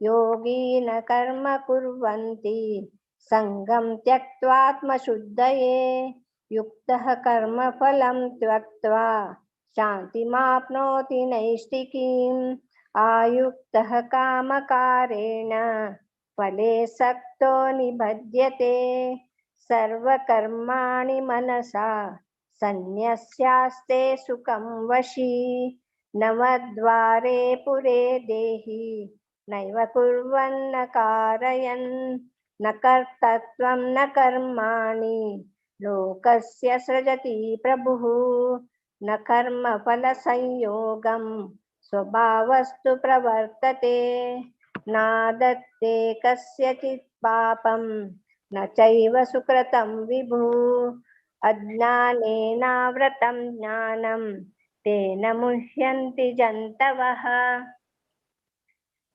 हरे कृष्ण। ज्ञानेन तु तदज्ञानं येषां नाशितमात्मनः तेषामादित्यवज्ञानं प्रकाशयति तत्परं तद्बुद्धयस्तदात्मानः तन्निष्ठा सत्परायणाः गच्छन्त पुनरावृत्तिं ज्ञाननिर्धूतकल्मषाः विद्या विनय संपन्ने ब्राह्मणे गविहस्तिनि शुनि चैव स्वपाके च पंडिताः समदर्शिनः। हरे कृष्ण। कृष्ण। हरे कृष्ण। इहैव तैर्जितः सर्गो येषां साम्ये स्थितं मनः निर्दोषं हि समं ब्रह्म तस्माद् ब्रह्मणि ते स्थिताः न प्रयिष्येत् प्रियं प्राप्य नोद्विजेत् प्राप्य चाप्रियं स्थिरबुद्धिरसम्मूढो ब्रह्मविद् ब्रह्मणि स्थितः। हरे कृष्ण। हरे कृष्ण। बाह्यस्पर्शेष्वसक्तात्मा विन्दत्यात्मनि यत्सुखं स ब्रह्मयोगयुक्तात्मा सुखमक्षयमश्नुते ये हि संस्पर्शजा भोग दुःखयोनयेव ते आद्यन्तवन्त कौन्तेय न तेषु रमते बुधः शक्नोति हैव य सोढुं प्राक्शरीरविमोक्षणात् कामक्रोधोद्भवं वेगं स युक्त स सुखी नरः। हरे कृष्ण। हरे कृष्ण। योऽन्त सुखोऽन्तरारामः तथान्तर्ज्योतिरेव यः स योगी ब्रह्मनिर्वाणं ब्रह्मभूतोऽधिगच्छति लभन्ते ब्रह्मनिर्वाणं दशय क्षीणकल्मषाः छिन्नद्वैधायतात्मानः सर्वभूतहिते रताः कामक्रोधविमुक्तानां यतीनां यतचेतसाम् अभितो ब्रह्मनिर्वाणं वर्तते विदितात्मनां। हरे कृष्ण।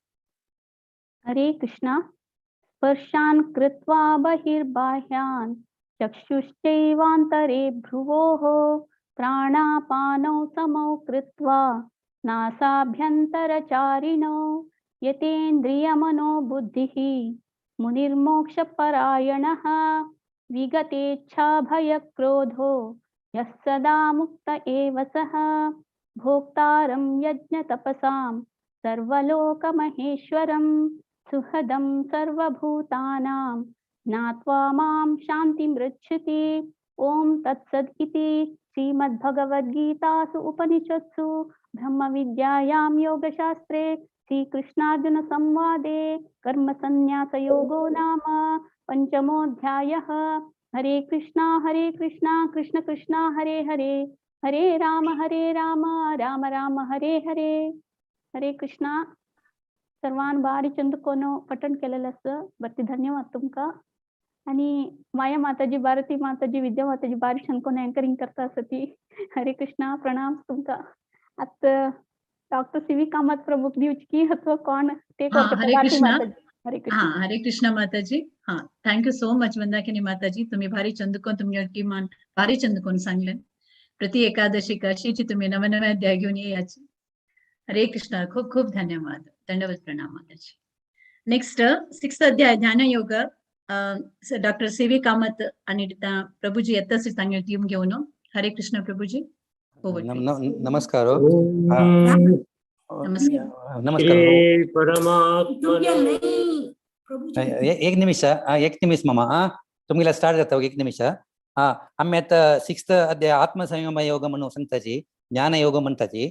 अंतु देव कसं म्हणता म्हळ्यार सेल्फ कंट्रोल करूक मेडिटेशन एक पाथ म्हण सांगता मागीर लिबरेशन जावच्याक योगा आनी मेडिटेशन म्हण एक ब्रीफ जावन सांगता आमगेले आतां टिमान 1 to 6 रमनाथ किनी म्हणटा 7 to 12 पुष्पकला किनी 13 to 18 अरुण आणि गोपालकृष्ण किनी म्हणटाची 19-24 सिद्धी कामत आणि विनायक कामत 25 to 30 संध्या कामत म्हणटा सिंगापुरातून 31 to 36 अश्विनी कामत 37 to 42 भारती प्रभु पुत्तूरातून 43-47 श्रीजल आणि तृप्ती कामत म्हणटा आता ओवर टू रामनाथ कैनी मामा तुम्ही स्टार्ट करायचं एकातून.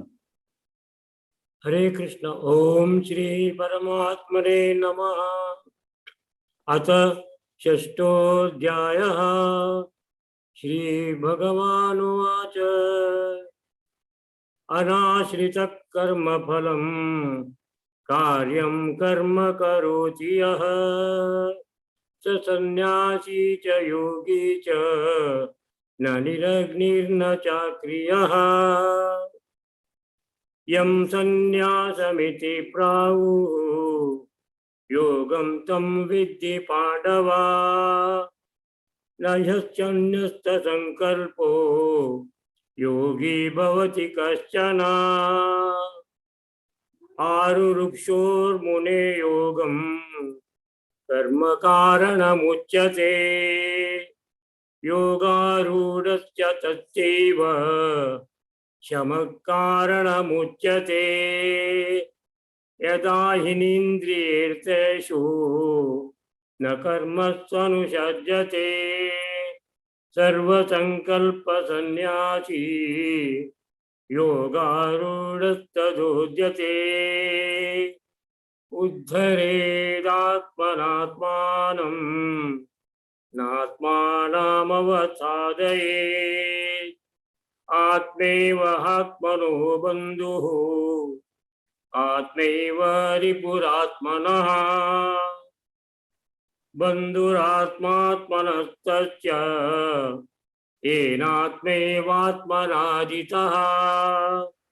अनात्मनस्तत्तु शत्रुत्वे वर्तेतात्मैव शत्रुवत्. हरे कृष्ण. हरे कृष्ण. जितात्मन प्रशान्तस्य परमात्मा समाहितः. शीतोष्णस्वदुःखेषु तथा मानापमानयो. ज्ञानविज्ञानतृप्तात्मा कूटस्थो विजितेन्द्रियः. युक्तयुज्यते योगी समलोष्टासमाकाञ्चनः. जुघ्रन्त्रायुदासीन मध्यस्तत्पेष्य बन्धुषु. साधुष्वपि च पापेषु समबुद्धिर्विशिष्यते. योगी युञ्जीत सततम् आत्मानं रहसि स्थितः. एकाकीयता चितात्मा निराशीरपरिग्रहः. सुसौ देशे प्रतिष्ठाभ्य स्थिरमासनमात्मनः. नाद्युच्छ्रितं नादिनीशं शैलाजिनकुशोत्तरं. तत्रैकाग्रं मनः कृत्वा यतचित्तेन्द्रियक्रियः. उपविश्यासने युञ्जात् योगमात्मा विशुद्धये. हरे कृष्ण. हरे कृष्ण. समं काय शिरोग्रीवं धारयन् अचलं स्थिरः. सम्प्रेक्षाय नासिकं दिशश्चान अवलोकयन्. प्रशान्तात्मा विगताभिर्ब्रह्मचारी व्रते स्थितः.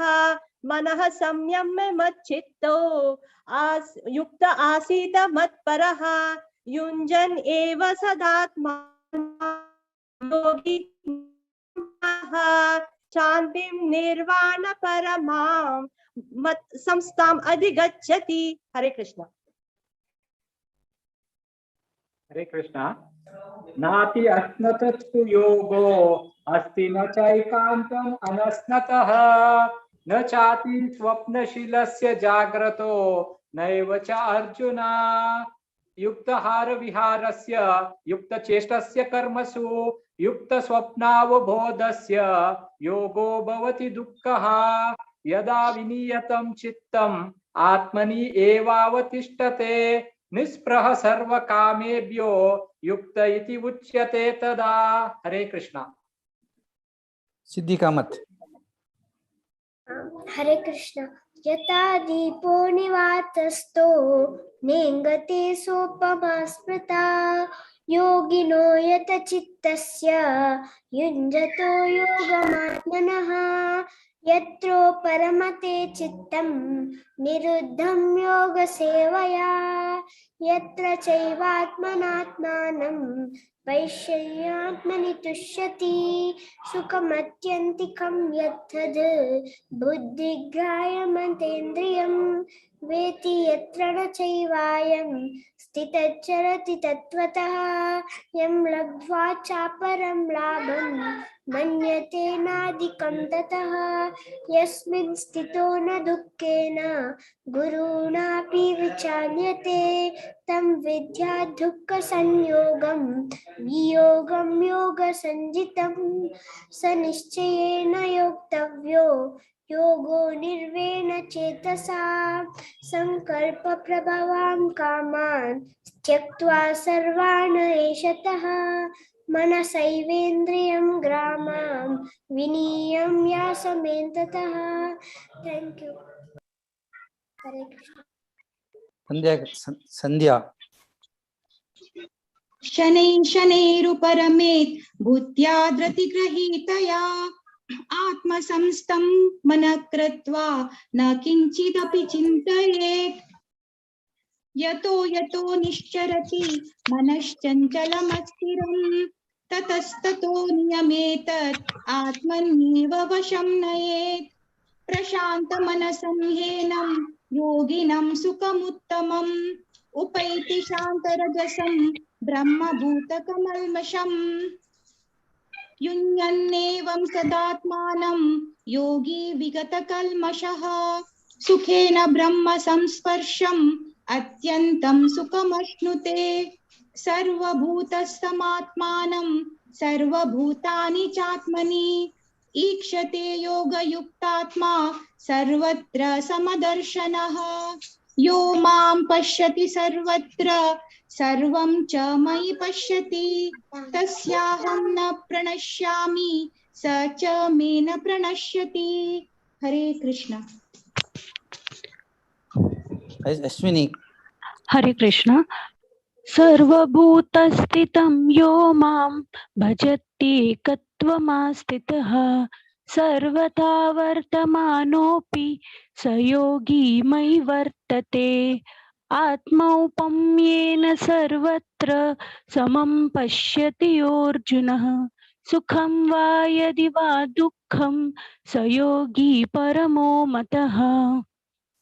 अर्जुन उवाच योऽयं योगस्त्वया प्रोक्तः साम्येन मधुसूदन एतस्याहं न पश्यामि चञ्चलत्वा स्थितिं स्थिराम् चञ्चलं हि मनः कृष्ण प्रमाथि बलवदृढम् तस्याहं निग्रहं मन्ये वायोरिव सुदुष्करम्।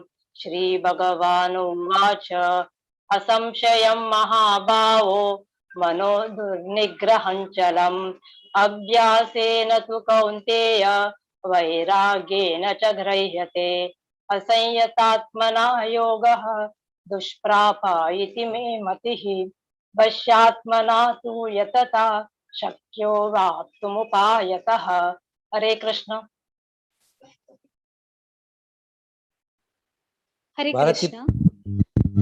अर्जुन उवाच अयति श्रद्धयोपेतो योगाचलितमानसः अप्राप्य योगसंसिद्धिं कां गतिं कृष्ण गच्छति कच्चिन्नो भयविभ्रष्टश्चिन्नाभ्रमिव नश्यति अप्रतिष्ठो महाबाहो विमूढो ब्रह्मणपते ये तन्मे संशयं कृष्ण चेतुस्य शेषतः त्वदन्य संशयस्यास्य चेतान्य उपपद्यते।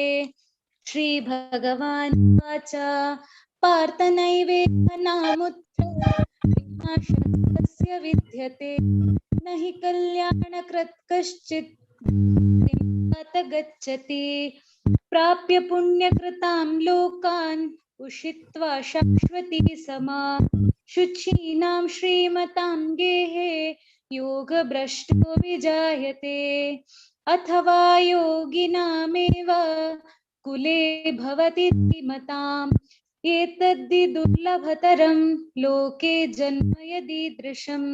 हरे कृष्ण। तत्र तं बुद्धिसंयोगं लभते पौर्वदेहिकं यतते च ततोर्भूयः संसिद्धौ कुरु नन्दन पूर्वाभ्यासेन तेनैव ह्रियते यवशोऽपि सः जिज्ञासुरपि योगस्य शब्दब्रह्मादि वर्तते। हरे कृष्ण। प्रयत्नान्यतमानस्तु योगी संशुद्ध किल्बिषः अनेक जन्म संसिद्धः ततो याति परां गतिं तपस्विभ्योऽधिको योगी ज्ञानिभ्योऽपि मतोऽधिकः कर्मिभ्यश्चाधिको योगी तस्माद्योगी भवार्जुन योगिनामपि सर्वेषां मद्गतेनान्तरात्मना श्रद्धावान् भजते यो मां समे युक्ततमो मतः। ॐ तत्सत् इति श्रीमद्भगवद्गीतासु उपनिषत्सु ब्रह्मविद्यायां योगशास्त्रे श्रीकृष्णार्जुनसंवादे आत्मसंयमयोगो नाम षष्ठोऽध्यायः। हरिः ओम श्री गुरुभ्यो नमः। हरिः ओम। हरे कृष्ण। आता मी 7th चॅप्टर स्टार्ट करताची ज्ञान विज्ञान योग अंतो पुढे दोग जण चेडवा सिद्धी कामतनी सीजल कामतक चांग कोण म्हणले चेडवा तुम्ही पार्टिसिपेट करयाची रेग्युलर जावन it's all inspiration for elders like us okay अंतो ज्ञान विज्ञान योग अंतो देव कसं म्हणतो मला नॉन अटॅचमेंट प्रॅक्टिस करता म्हण सांगता मागीर देवाले विषय देव कशी आसा तो कशी आसा म्हणून सांगून घेता असं हें अंतो अँड बियॉन्ड 3 गुणास आम्ही पुरा जना गुण गोत आसा कसं गुण तामस गुण रजस गुण सत्व गुण म्हणून गोत आसा बियॉन्ड 3 गुणास कसं करता म्हणून देव हें अंतो अध्ययन सांगता आतां आमगेले टीम 1 to 5 किरण पै म्हणटा 6 to 10 गीता नायक 11 to 15 Bhagyashree 16 to 30 doctor Kamakshi किनी म्हणताची ओवर टू किरण पै। ओम श्री परमात्मने नमः। श्रीमद्भगवद्गीता अतः सप्तमोऽध्यायः। श्री भगवानुवाच मय्यासक्तमनः पार्थ योगं युञ्जन्मदाश्रयः असंशयं समग्रं मां यथा ज्ञास्यसि तच्छृणु ज्ञानं तेऽहं सविज्ञानम् इदं वक्ष्याम्यशेषतः यज्ञात्वा नेह भूयोऽन्यत् ज्ञातव्यम् अवशिष्यते मनुष्याणां सहस्रेषु कश्चिद्यदति सिद्धये यततामपि सिद्धानां कश्चिन्मां वेत्ति तत्त्वतः भूमिरापो नलो वायुः खं मनो बुद्धिरेव च अहंकार इतीयं मे भिन्ना प्रकृतिरष्टधा अपरेयमितस्तन्वन्यां प्रकृति विद्धि मे परां जीवभूतां महाबाहो ययेदं धार्यते जगत्। हरे कृष्ण। हरे कृष्ण। एतद्योनीनि भूतानि सर्वाणि इत्युपधारयः अहं कृष्णस्य जगतः प्रभवः प्रलयस्तथा मतः परतरं न्यायत् किञ्चिदस्ति धनञ्जय मयि सर्वमिदं प्रोतं सूत्रे मणिगणा इव रसोऽमप्सु कौन्तेय प्रभास्मि शशिसूर्ययोः प्रणवः सर्ववेदेषु शब्दखे पौरुषं रसु पुण्यो गन्धः पृथिव्याञ्च तेजश्चास्मि विभावसौ जीवनं सर्वभूतेषु तपश्चास्मि तपस्विषु बीजं मा सर्वभूतानां विद्धि पार्थ सनातनम् बुद्धिर्बुद्धिर्मतामस्मि तेजस्तेजस्विनामहम्। हरे कृष्ण।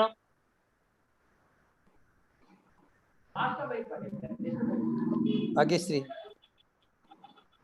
बलं बलवतां चाहं कामरागविवर्जितं धर्म्याविरुद्धो भूतेषु कामोऽस्मि भरतर्षभा ये चैव सात्विका भावा राजसामसाश्च ये मत्त एवेत्ति तान् विद्धि न त्वहं तेषु ते मयि त्रिभिर्गुणमयैर्भावैरेभिः सर्वमिदं जगत् मोहितं नाभिजानाति मामेभ्यः परमव्ययम् हैवी ह्येषा गुणमयी मम माया दुरत्यया मामेव ये प्रपद्यन्ते मायामेतां तरन्ति ते स मां दुष्कृतिनो मूढा प्रपद्यन्ते नराधमाः माययापहृतज्ञाना आसुरं भावमाश्रिताः। हरे कृष्ण। हरे कृष्ण। चतुर्विधा भजन्ते मां जना सुकृतिनो अर्जुन आर्तो जिज्ञासुरर्थार्थी ज्ञानी च भरतर्षभ तेषां ज्ञानी नित्ययुक्त एकभक्तिर्विशिष्यते प्रियो हि ज्ञानिनो अत्यर्थम् अहं स च मम प्रियः उदारा सर्व एवैते ज्ञानी त्वात्मैव मे मतम् आस्थिता स हि युक्तात्मा माम् एवानुत्तमां गतिम् बहुनां जन्मनां अन्ते ज्ञानवान् मां प्रपद्यते वासुदेव सर्वम् इति स महात्मा सुदुर्लभः कामैस्तैस्तैर्हृतज्ञानाः प्रपद्यन्ते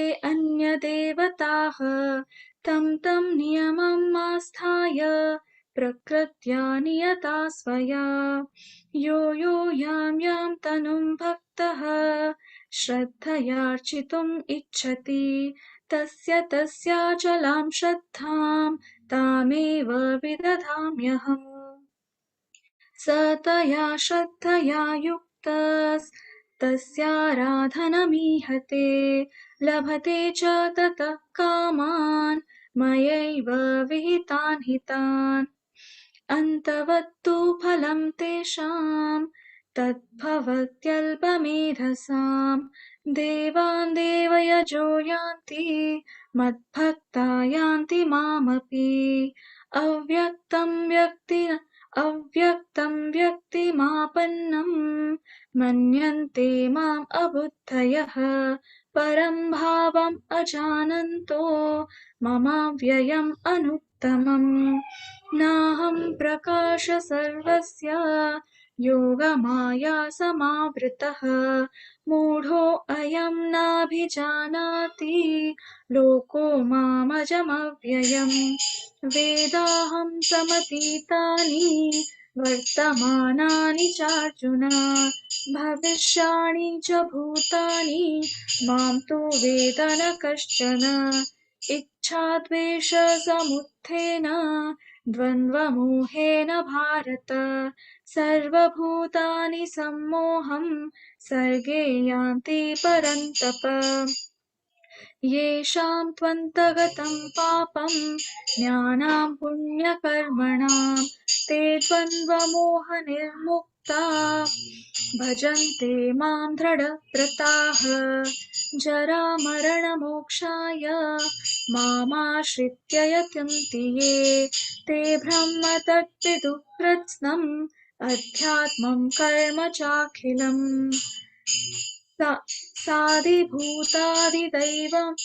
मां साधिभूतादिदैवं मां साधियज्ञं च ये विदुः प्रयाणकाले अपि च मां ते विदुर्युक्तचेतसः ॐ तत्सत् इति श्रीमद्भगवद्गीतासु उपनिषत्सु ब्रह्मविद्यायां योगशास्त्रे श्रीकृष्णार्जुनसंवादे ज्ञानविज्ञानयोगो नाम सप्तमोऽध्यायः।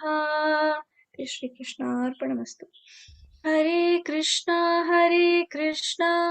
कृष्ण कृष्ण हरे हरे, हरे राम राम राम हरे हरे। हरे कृष्ण। हरे कृष्ण. हा सिरी डॉक्टर प्रभुजी तुम्ही सांगच्या कसं ना ना तुम्ही सांगे थँक्स फॉर ऑपॉर्च्युनिटी आणि आम्ही देवाला गुरु पुरो जन मेळ्ळो. तुमको खूप खूप धन्यवाद. थँक्स तुमको प्रभुजी, तुम्ही इतलं एफर्ट घेऊन पुरा जन हे कोण करतसाची आमची ऑपॉर्च्युनिटी. थँक्यू पूरे टीम वर्क आमगे कैसले ना देवाले. हाँ बिल्कुल 100%. खूप खूप धन्यवाद. हा डॉक्टर कामाक्षी माताजी तुम्ही भारी चंदकोन सांगला, प्रतिवड सांगल्या म्हणजे खूप खूप धन्यवाद तुमका. हरे कृष्ण. आता 8 अध्यायावच कशी पुढे एक थोडे अनाउन्समेंट असं कसं म्हणाले भगवत पुराण कोंकणी टीमातांनी भक्ती रसामरस सिंधू म्हणून एक कार्यक्रम आयोजन केला. सो ऑलरेडी ताजी 2 सेशन जाला. सो पुराजनान ताका अटेंड करका म्हण हांव सकळ वैष्णव बांधवा लागी निमगीत असत पुराजन अटेंड करायची ताजी लाभ घेयाची म्हणून सांगतास हांव. भारी लायक असं प्लीज अटेंड केयाची पुरा वैष्णव बांधवांक मिगेल विनंती. आणि नेक्स्ट ताजे सेशन 5 शुक्रार स्टार्ट जाता असं भक्ती रसामृत सेशन करच्या घेतच्याक येतसची हिज ग्रेस उत्तम नरसिंह प्रभुजी हांनी. सो प्लीज पुराजन अटेंड करका म्हण हांव निमगीत असं. हरे कृष्ण. नेक्स्ट शनिवार डेमन्स इन वृंदावन म्हणून हे सिरीज कडे येतसची हिज ग्रेस हर ग्रेस ब्रजगोपी माताजी हांनी शंखचूडा बगे सांगून दिवच्या येतसची. सो त्या सेशन तुम्ही पुराजन अटेंड करका म्हण हांव निमगीत असं. भगवत पुराण कोंकणी टिपा तर्फेन पुराजनन मस्त अंतो याची अटेंड करायची ताजे उपयोग घेवयाची. हरे कृष्ण. सो नेक्स्ट 8 अध्याय दाखवून माया माताजी येतसची. हरे कृष्ण माया माताजी, ओवर टू यू. हरे कृष्ण. हरे कृष्ण विद्या माताजी आयकपडतना वै माया. हरे कृष्ण. आता 8 चॅप्टर अक्षर परब्रह्म योग कोणच्या येतसचे 1 to 14 हेमा पै माताजी, 15 to 28 शिल्पा शणे माताजी. ओवर टू यू हेमा पै माताजी. हरे कृष्ण. हरे कृष्णा माताजी.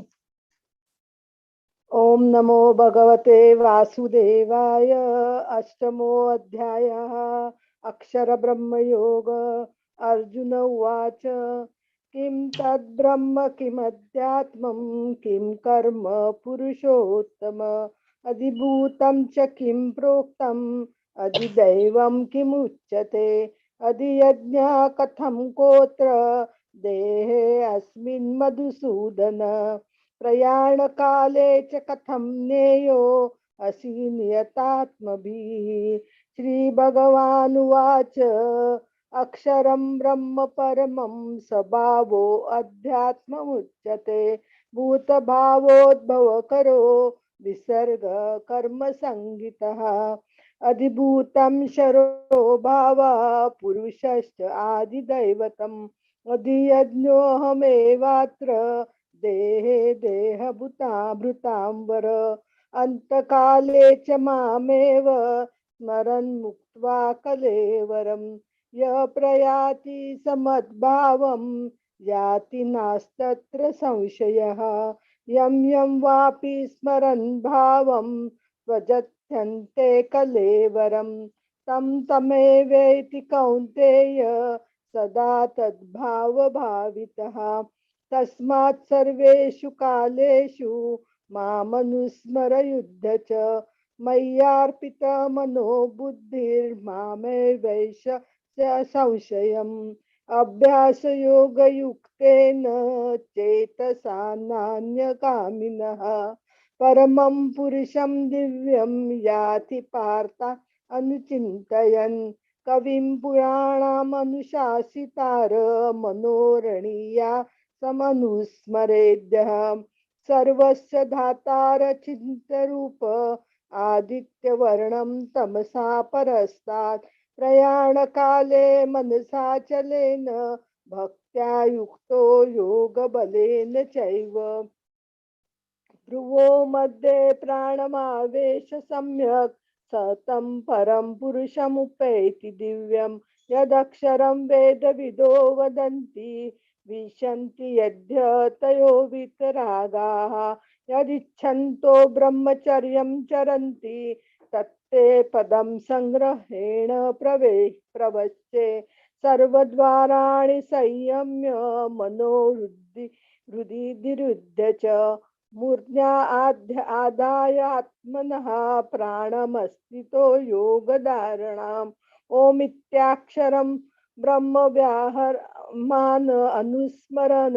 य प्रयाति त्यजन् देहं स याति परमां गतिम् अनन्यचेता सततं यो मां स्मरति नित्यशः तस्याहं सुलभः पार्था नित्ययुक्तस्य योगिनः।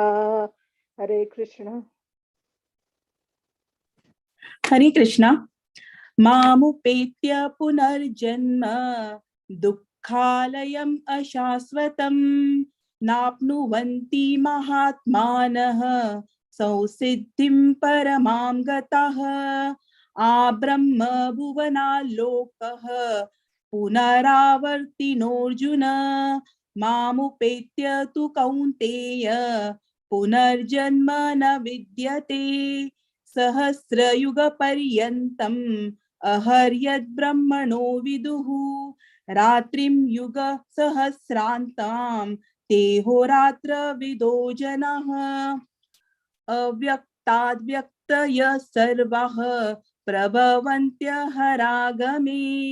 रात्र्यागमे प्रलीयन्ते तत्रैवाव्यक्त सन्यके भूतग्राम स एवायं भूत्वा भूत्वा प्रलीयते रात्र्यागमे वश पार्थ प्रभवत्यहरागमे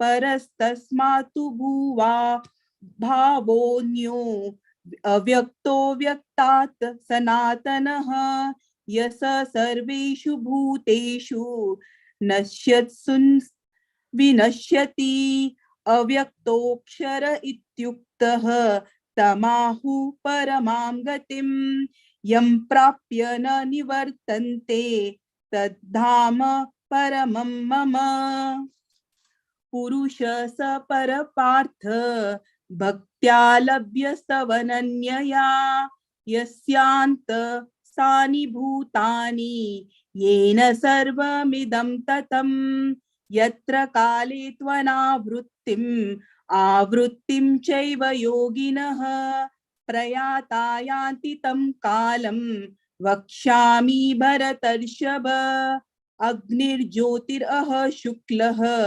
षण्मास उत्तरायणं तत्र प्रयाता गच्छन्ति ब्रह्म विदो जनाः धूमो रात्रिस्तथा कृष्णः षण्मास दक्षिणायनं तत्र चान्द्रमसं ज्योतिर्योगी प्राप्य निवर्तते शुक्लकृष्णे गतीयेते जगच्छाश्वते मते एकया यात्य न अनावृत्तिम् अन्यया वर्तते पुनः नैते श्रुति पार्थ जानन् योगी मुह्यति कश्चन तस्मात् सर्वेषु कालेषु योगयुक्तो भवार्जुन वेदेषु यज्ञेषु तपस्सु चैव दानेषु यत् पुण्यफलं प्रदिष्टम् अत्येति तत्सर्वमिदं विदित्वा योगी परं स्थानम् उपैति चाद्यम् ओम तत्सत् इति श्रीमद्भगवद्गीतासु उपनिषत्सु ब्रह्म विद्यायां योगशास्त्रे श्री कृष्ण अर्जुन संवादे अक्षर ब्रह्म योग नाम अष्टमोऽध्यायः। ओम कृष्णार्पणमस्तु। हरे कृष्ण. हरे कृष्ण. दोन्ही माताजीन भारी संदर्भ म्हणलाय 8 अध्याय. अनंत धन्यवाद दोघांके. केन्ना आमगेल म्हणटा केन्ना आमगेल रिसाइट येते एवरी टाइम येवन आनी म्हणटा आसतली. थँक्यू माताजी. धन्यवाद. आता मी नेक्स्ट 9th चॅप्टर वच्चा. 9th चॅप्टर राजविद्या राजगुह्य योग अंतु 1 to 12 रमा भट माताजी, 13 to 23 शांता भट माताजी, 24 to 34 दीपा भट माताजी. ओवर टू यू रमा भट माताजी. ओम परमात्मने नमः. अध्याय 9 राजविद्या राजगुह्य योग. परम गोप्यनीय ज्ञान. श्री भगवान उवाच. इदं तु ते गुह्यतमं प्रवक्ष्यामि न सूयवे ज्ञान विज्ञान सहितं यज्ञात्वा मोक्षसे शुभात्. राजविद्या राजगुह्यं पवित्रमिदमुत्तमं प्रत्यक्षावगमं धर्मं सुसुखं कर्तुमव्ययम्. अश्रद्धाना पुरुषा धर्मस्याच परं तप अप्राप्यमा निवर्तन्ते मृत्यु संसारवतर्मणि. मया तत्मिदं सर्वं जगद्व्यक्तमूर्तिना मत्स्यानि सर्वभूतानि न चाहं तेषु स्थितः. न च मत्स्यानि भूतानि पश्य मे योगमेश्वरं भूतभुन्न च भूतस्थो ममात्मा भूतभावना. यथाकाशितो नित्यं वायु सर्वत्र गोमहान् तथा सर्वाणि भूतानि मत्स्यानित्युपधारय. सर्वभूतानि कौन्तेय प्रकृतिं यान्ति मामकाम् कल्पक्षये पुनस्तानि कल्पादो विसृजाम्यहम्. प्रकृतिं त्वामष्टभ्य विसृजामि पुनः पुनः भूतग्रामम् इमं कृष्णम् अवंशं प्रकृतेर्वशात्. न च मातानि कर्माणि निबद्धन्ति धनञ्जय उदासीन वदासीनम् असक्तं तेषु कर्मसु. मयाध्यक्षेण प्रकृतिं श्रूयते सचराचरम् हेतुमानेन कौन्तेय जगद्विपरिवर्तते. अवजानन्ति मामूढा मानुषीं तनुमाश्रितं परं भावम् अजानन्तो मम भूतं महेश्वरम्. मोघाशा मोघकर्माणो मोघज्ञाना विचेतसा राक्षसीमां सुरीं चैव प्रकृतिं मोहिनी श्रिता.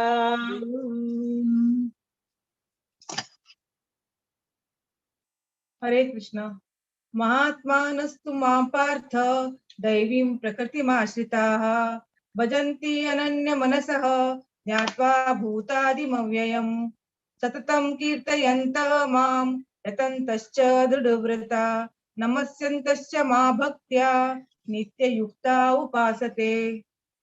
ज्ञानयज्ञेन चाप्यन्ये यजन्तः मामुपासते. एकत्वेन पृथक्त्वेन बहुधा विश्वतोमुखम्. अहं कृतुम् अहं यज्ञ सदा अहम् औषधम् मन्त्रहम् अहम् आज्यम् अहम् अग्निम् अहम् हुतम्. पितामहस्य जगता माता धाता पितामह वेद्यं पवित्रमोंकार रुक्साम यजुरेव च. गतिर्भर्ता प्रभु साक्षी निवासः शरणं सुरत् प्रभवः प्रलयः स्थानं निदानं बीजमव्ययम्.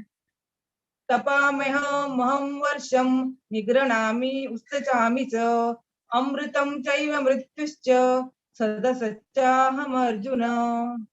त्रैविद्या मां सोमपापूतपापा यद्मे हृष्ट्वा स्वगतिं प्रार्थयन्ते ते पुण्यमासाद्य सुरेन्द्रलोकम् अश्नन्ति दिव्यान् दिवि देव भोगान् ते तं भुक्त्वा स्वर्गलोकं विशालं क्षीणे पुण्ये मर्त्यलोकं विशन्ति एवं त्रयी धर्ममनुप्रपन्ना गतागतं कामकामा लभन्ते अनन्या चिन्तयन्तः मां ये जना पर्युपासते तेषामित्याभियुक्तानां योगक्षेमं वहाम्यहम् येऽप्यन्न देवता भक्ता यजन्ते श्रद्धयान्विता ते अपि मामेव कौन्तेय यजन्ति अविधिपूर्वकम्। हरे कृष्ण। हरे कृष्णा। अहं हि सर्वयज्ञानां भोक्ता च प्रभुरेव च न तु मामभिजानन्ति तत्त्वेनातश्चवन्ति ते यान्ति देवव्रता देवान् पितॄन्यान्ति पितृव्रतः भूतानि यान्ति भूतेजा यान्ति मद्याजिनोऽपि माम् पत्रं पुष्पं फलं तोयं यो मे भक्त्या प्रयच्छति तदहं भक्त्युपयत्त मश्नामि प्रयत्नात्मना यत्करोषि यदस्नासि यज्जुहोषि ददासि यत् यत्पश्यसि कौन्तेय तत्कुरुष्व मदर्पणम् शुभाशुभफलैरेवं मोक्षसे कर्मबन्धने सन्न्यासयोगयुक्तात्मा विमुक्ते मामुपश्यसि सम्मोहं सर्वभूतेषु न मे द्वेषो अस्ति न प्रियः ये भजन्तु मां भक्त्या मयि ते तेषु चाप्यहम् अपि चेषु दुराचारो भजते मामनन्यभाक् साधुरेवस्य मन्तव्य सम्यग् व्यवसितो हि सः क्षिप्रं भवति धर्मात्मा यस्याञ्छान्ति निगच्छति कौन्तेय प्रतिजानीहि न मे भक्त प्रणश्यति माहि पार्थ व्यपाश्रित्य ये अपि स्युः पापयोनयः स्त्रियो वैश्यास्तथा शूद्रा तेऽपि यान्ति परां गतिं किं पुण्य ब्राह्मणा पुण्या भक्ता राजर्षयस्तथा अनित्यं सुखं लोकमिमं प्राप्य भजस्व मां मन्मना भव मद्भक्तो मध्याजी मां नमस्कुरु मामे वैश्यस्य युक्तैव मात्मानं मत्परायणः। ओम तत्सदिति श्रीमद्भगवद्गीतासु उपनिषत्सु ब्रह्मविद्याया योगशास्त्रे श्रीकृष्णार्जुन संवादे राजविद्या राजगुह्य योग नाम नवमोऽध्यायः। श्रीकृष्णार्पणमस्तु। हरे कृष्णा। हरे कृष्णा. तिन्ही भट्ट माताजी बरं आयकून म्हळ्या त्या गाणे केन्नाय आमगे केन्नाय म्हणटले रेग्युलर आमगे सोसायटीचं. धन्यवाद माताजी, अनंत अनंत धन्यवाद. हरिचंद्र कोण म्हणले त्या गाणे. हरे कृष्णा. आता मी धांचे अध्यायावरच्या विभूती योग हे सांगेल राजेश्वरी माताजी आणि सांगेल टीम घेऊन येतच अशी. ओव्हर टू यू राजेश्वरी माताजी. हरे कृष्णा माताजी. हरे कृष्णा. ऐकत आसना वय वय. हरे कृष्णा सकरांकय. आजी एकादशीक धांच्या अध्यायी विभूती योग सांगू केता संचा मी कसुरगडा सकोनो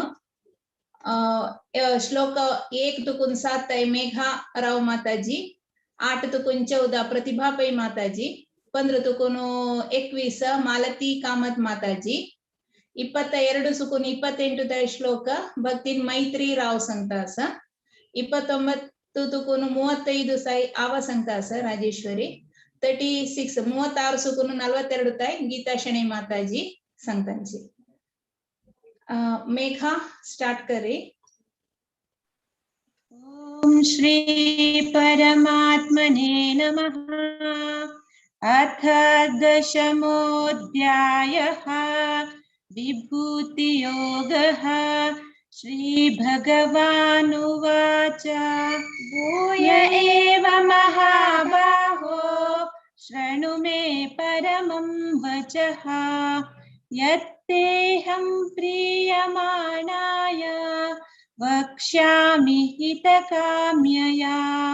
न मे विदुः सुरगणाः प्रभवं न महर्षयः अहमादिर्हि देवानां महर्षीणां च सर्वशः यो मामजमनादिं च वेत्ति लोकमहेश्वरम्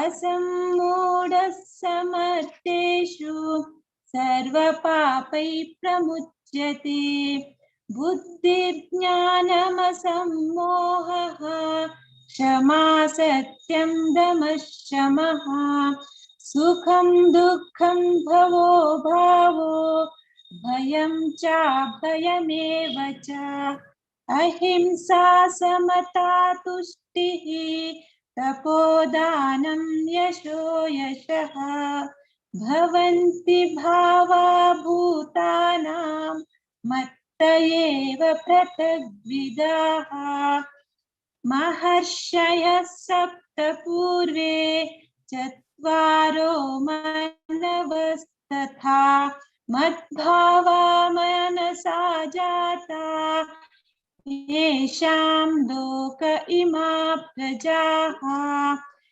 एतां विभूतिं योगं च मम यो वेत्ति तत्त्वतः सोऽविकल्पेन योगेन युज्यते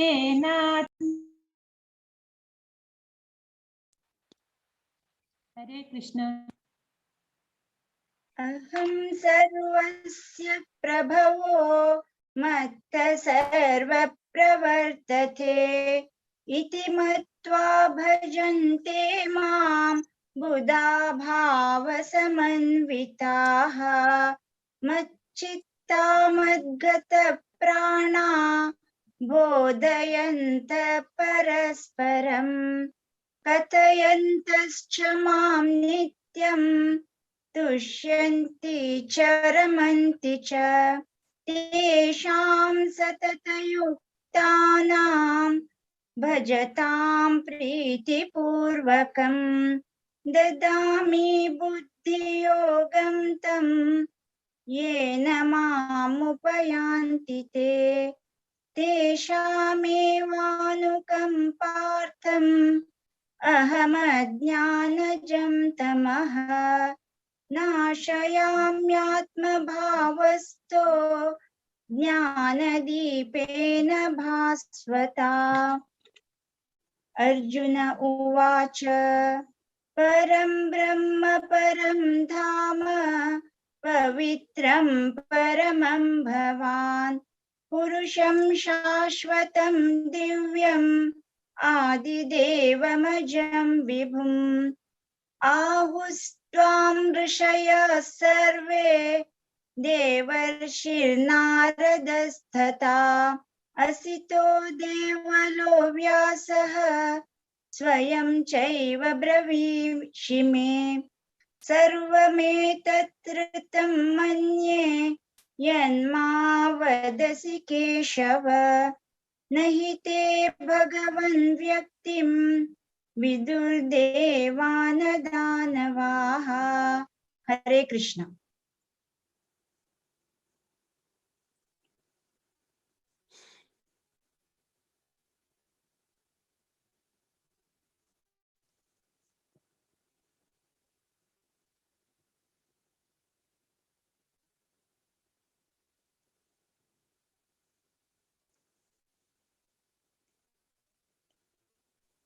मनुदा का अनम्यूट करनी।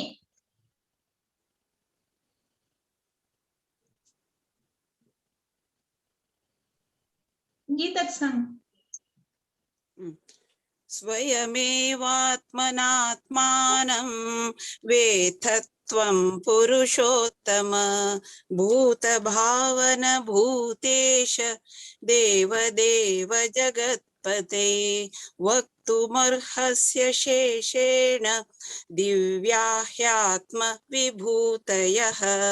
याभिर्विभूतिभिर्लोकान् इमां स्वं व्याप्य तिष्ठसि कथं विद्यामहं योगिं स्वां सदा परिचिन्तयन् केषु केषु च भावेषु चिन्त्योऽसि भगवन्मया। गीता का मानसिक संकल्प विस्तरे विस्तरेणात्मनो योगं विभूतिं च जनार्दन भूय कथय तृप्तिर्हि षण्मतो नास्ति मे मृतम्। श्रीभगवानुवाच हन्त ते कथयिष्यामि दिव्या ह्यात्मविभूतयः प्राधान्यतः कुरु श्रेष्ठ नास्त्यन्तो विस्तरस्य मे अहमात्मा गुडाकेश सर्वभूताशयस्थितः अहमादिश्च मध्यं च भूतानामन्तमेव च। हरे कृष्ण।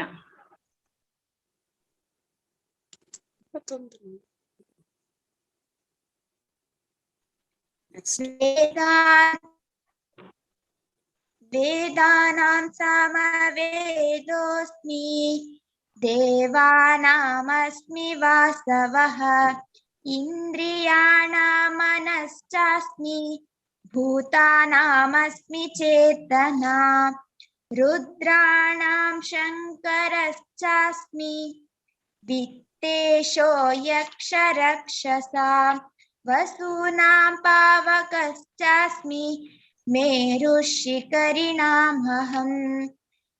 पुरोदशां च मुख्यं मा विद्धि पार्थ बृहस्पतिं सेनानीनां हहं स्कन्दः सरसामस्मि सागरः महर्षिणां भृगुरहं गिरामस्म्येकमक्षरम् यज्ञानां जपयज्ञोऽस्मि स्थावराणां हिमालयः अश्वत्थः सर्ववृक्षाणां देवर्षीणां च नारदः गन्धर्वाणां चित्ररथः सिद्धानां कपिलो मुनिः उच्चैश्रवसमस्वानां विद्धि माम् अमृतोद्भवम् ऐरावतं गजेन्द्राणां नराणां च नराधिपम् आयुधानां हहं वज्रं धेनूनाम् अस्मि कामधुक् प्रजानामस्मि कन्दर्पः सर्पाणाम् अस्मि वासुकिः। हरे कृष्ण। अनन्तश्चास्मि नागानां वरुणो यादसामहं पितॄणामर्यमा चास्मि यमः संयमतामहं प्रह्लादश्चास्मि दैत्यानां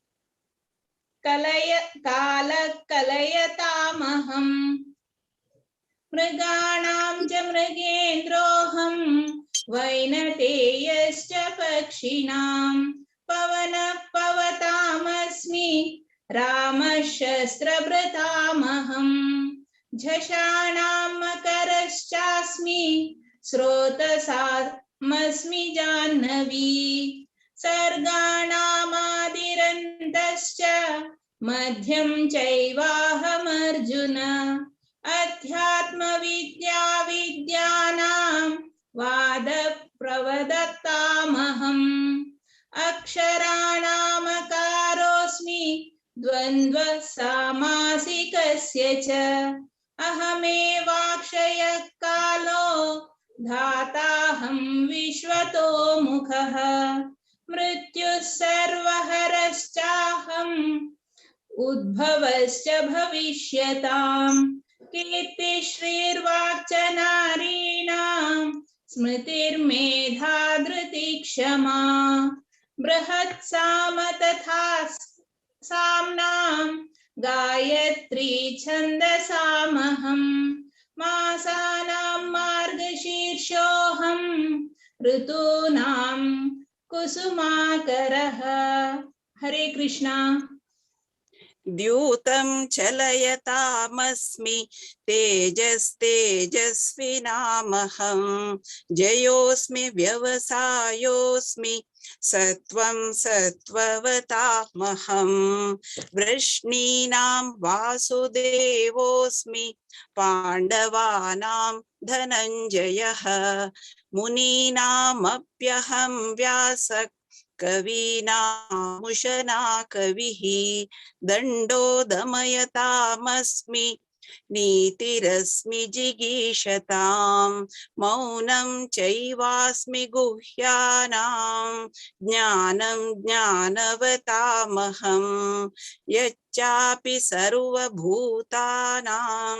बीजं तदहमर्जुन न तदस्ति विना यत्सान् मया भूतं चराचरं नान्तोऽस्ति मम दिव्यानां विभूतीनां परन्तप एष तूद्देशतः प्रोक्तो विभूतेर्विस्तरो मया यद्यद्विभूतिमत्सत्त्वं श्रीमदूर्जितमेव वा तत्तदेवावगच्छत् त्वं मम तेजोंश संभवम् अथवा बहुनैतेन किं ज्ञातेन तवार्जुन विष्टभ्याहमिदं कृत्स्नम् एकांशेन स्थितो जगत्। ॐ तत्सदिति श्रीमद्भगवद्गीतासु उपनिषत्सु ब्रह्मविद्यायां योगशास्त्रे श्रीकृष्णार्जुन संवादे विभूतियोगो नाम 10मोऽध्यायः। हरे कृष्णा कृष्ण कृष्णा हरे हरे हरे राम राम राम हरे हरे। ओम श्री कृष्णार्पणमस्तु। हरे कृष्णा। सकाळाने बारी चंद कोण सांगला आज आमके अध्याय पारायण करूक अवकाश दिलेले भागवत पुराण कोंकणी टीमाक धन्यवाद सांगता सांगची। हरे कृष्णा। ओवर टू यू माताजी। हरे कृष्णा माताजी, भारी चंद कोण मेळ्ळा तुमगे सगळे टीमाना तुम्ही चंद कोण कोऑर्डिनेट केलेलं आसा, धन्यवाद। आता मुखार धन्यवाद माताजी। हरे कृष्णा। मुखारचे आता 11 अध्यायो भारी चंद अध्यायो विश्वरूप संदर्शन योग हे म्हणच्या येतची 1 to 14 संध्या ईश्वर माताजी, 15 to 31 जयंती नायक माताजी, तशीच 32 to 50 प्रेमापै माताजी and 51 to 55 अविका नायक। हरे कृष्णा। ओवर टू यू संध्या। हरे कृष्ण माताजी। पूरा दिन के हरे कृष्णा। ओम नमो भगवते वासुदेवाय। अथ एकादशोऽध्यायः विश्वरूप दर्शन योगः। अर्जुन उवाच मदनुग्रहाय परमं गुह्यम् अध्यात्मसज्ञितम् यत्पयोक्तं वचस्तेन मोहोऽयं विगतो मम। भवाप्ययो हि भूतानां श्रुतो विस्तरशो मया तत्त्वतः कमलपत्राक्ष महात्म्यमपि चाप्ययम्। एवमेतद्यथार्थत्वम् आत्मानं परमेश्वर द्रष्टुमिच्छामि ते रूपम् ऐश्वरं परं पुरुषोत्तमम् मन्यसे यदि तच्चख्यं मया द्रष्टुमिति प्रभो योगेश्वर ततो मे त्वं दर्शयात्मानमव्ययम् श्रीभगवानुवाच पश्य मे पार्थरूपाणि शतशोऽसहस्रशः नानाविधानि दिव्यानि नानावर्णाकृतीनि च पश्यादित्यान् वसून् अश्विनो मन्तस्तथा बहूनि दृष्टपूर्वाणि पश्याश्चर्याणि भारत इहैकस्थं जगत्कृत्स्नं पश्चाद्य सचराचरम् मम देहे गुडाकेश यच्चान्यद्द्रष्टुमिच्छसि न तु मां शक्यसे द्रष्टुम् अनेनैव स्वचक्षुषा दिव्यं ददामि ते चक्षुः पश्य मे योगमैश्वरम् संजय उवाच एवमुक्त्वा ततो राजन् महायोगेश्वरो हरिः दर्शयामास पार्थाय परमं रूपमैश्वरम् अनेकवक्त्रनयनम् अनेकाद्भुतदर्शनम् अनेकदिव्याभरणम् दिव्यमाल्याम्बरधरम् दिव्यगन्धानुलेपनम् सर्वाश्चर्यमयं देवम् अनन्तं विश्वतोमुखम् दिवि सूर्यसहस्रस्य भवेद् युगपदुदिता यदि भासदृशी सा स्यात् वासस्तस्य महात्मनः तत्रैकस्थं जगत्कृत्स्नं प्रविभक्तम् अनेकदा अपश्यत् देवदेवेश शरीरे पाण्डवस्तदा ततः स विस्मयाविष्टो हृष्टरोमा धनञ्जयः प्रणम्य शिरसा देवं कृताञ्जलिरभाषत। हरे कृष्ण माताजी। हरे कृष्ण प्रभु। हरे कृष्णा। अर्जुन उवाच पश्यामि देवांस्तव देवदेहे सर्वांस्तथा भूतविशेषसङ्घान् ब्रह्माणमीशं कमलासनस्थं ऋषींश्च सर्वानुरगांश्च दिव्यान् अनेकबाहूदरवक्त्रनेत्रं पश्यामि त्वां सर्वतो अनन्तरूपं नान्तं न मध्यं न पुनस्तवादिं पश्यामि विश्वेश्वर विश्वरूप किरीटिनं गदिनं चक्रिणं च तेजोराशिं सर्वतो दीप्तिमन्तं पश्यामि त्वां दुर्निरीक्षं समन्तात् दीप्तानलार्कद्युतिमप्रमेयम् त्वमक्षरं परमं वेदितव्यं त्वमस्य विश्वस्य परं निदानं त्वमव्ययः शाश्वतधर्मगोप्ता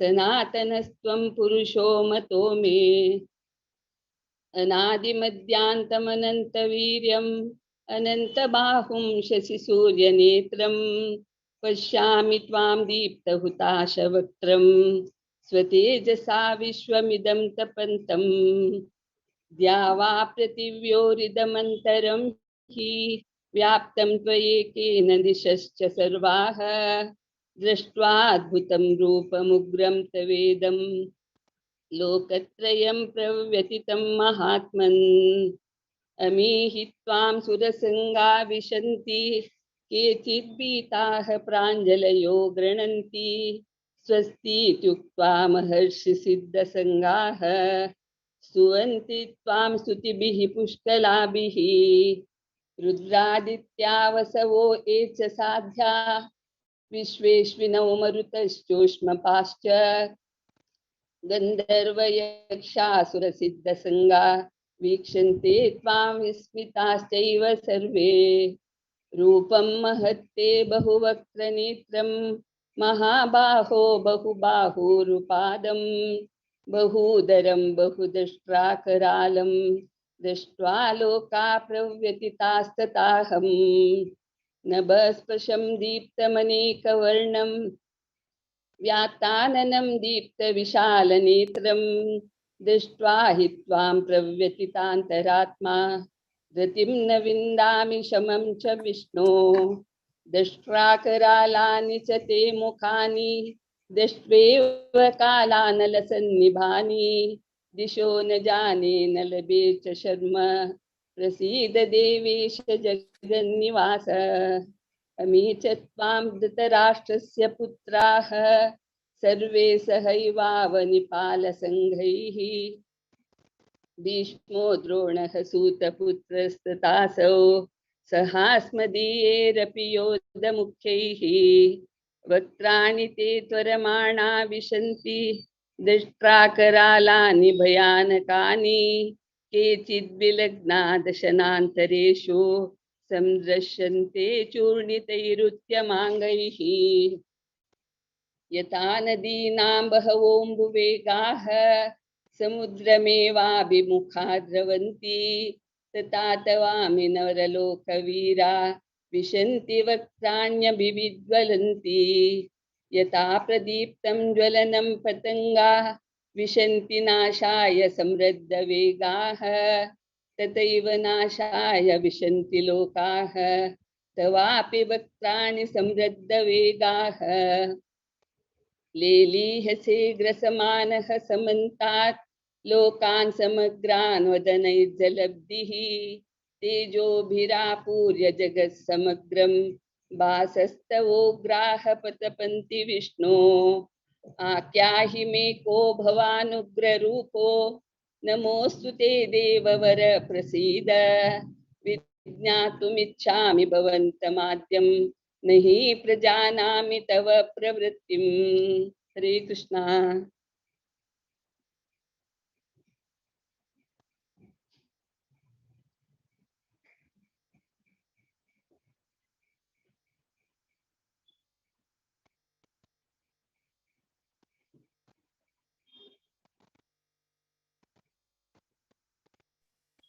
आता जे अनम्यूट करा तुम्ही प्रेमा प्रेमाचे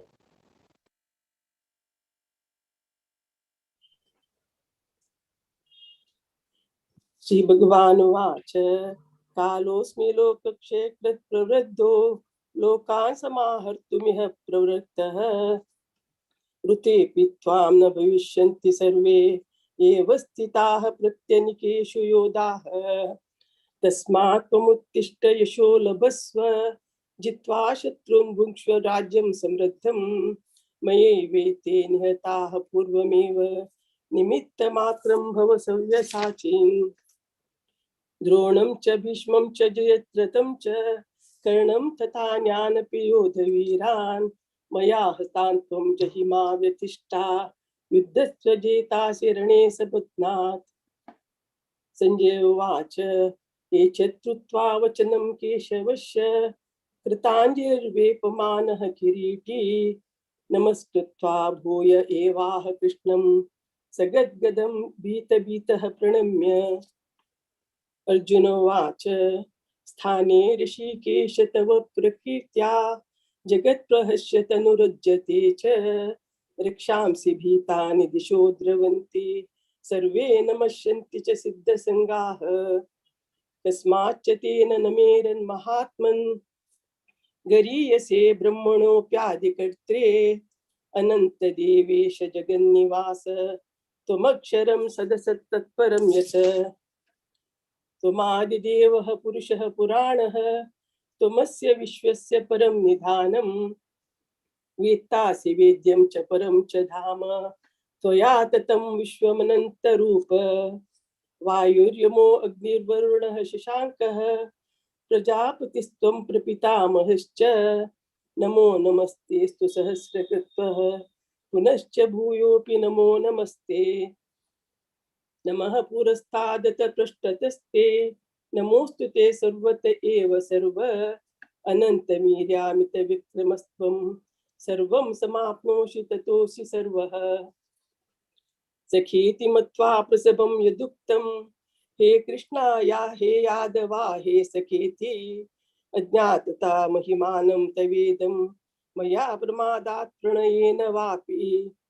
यच्छावहासार्थमसत्कृतोऽसि विहारशय्यासन भोजनेषु, एकोऽथवाप्यच्युत तत्समक्षं तक्षामये त्वामहं प्रमेयम्। पितासि लोकस्य चराचरस्य, त्वमस्य पूज्यस्य गुरुर्गरीयान्, न त्वत्सतो सद्यदिख कुतोऽन्यो लोकत्रयेऽप्य प्रतिमप्रभाव। तस्मात् प्रणम्य प्रणिधाय कायं, प्रसादये त्वाम् अहमीश मीढ्यं।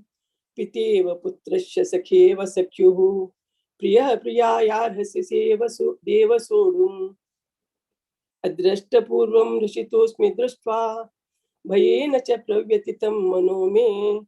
तदेव मे दर्शय देवरूपं, प्रसीद देवेश जगन्निवास।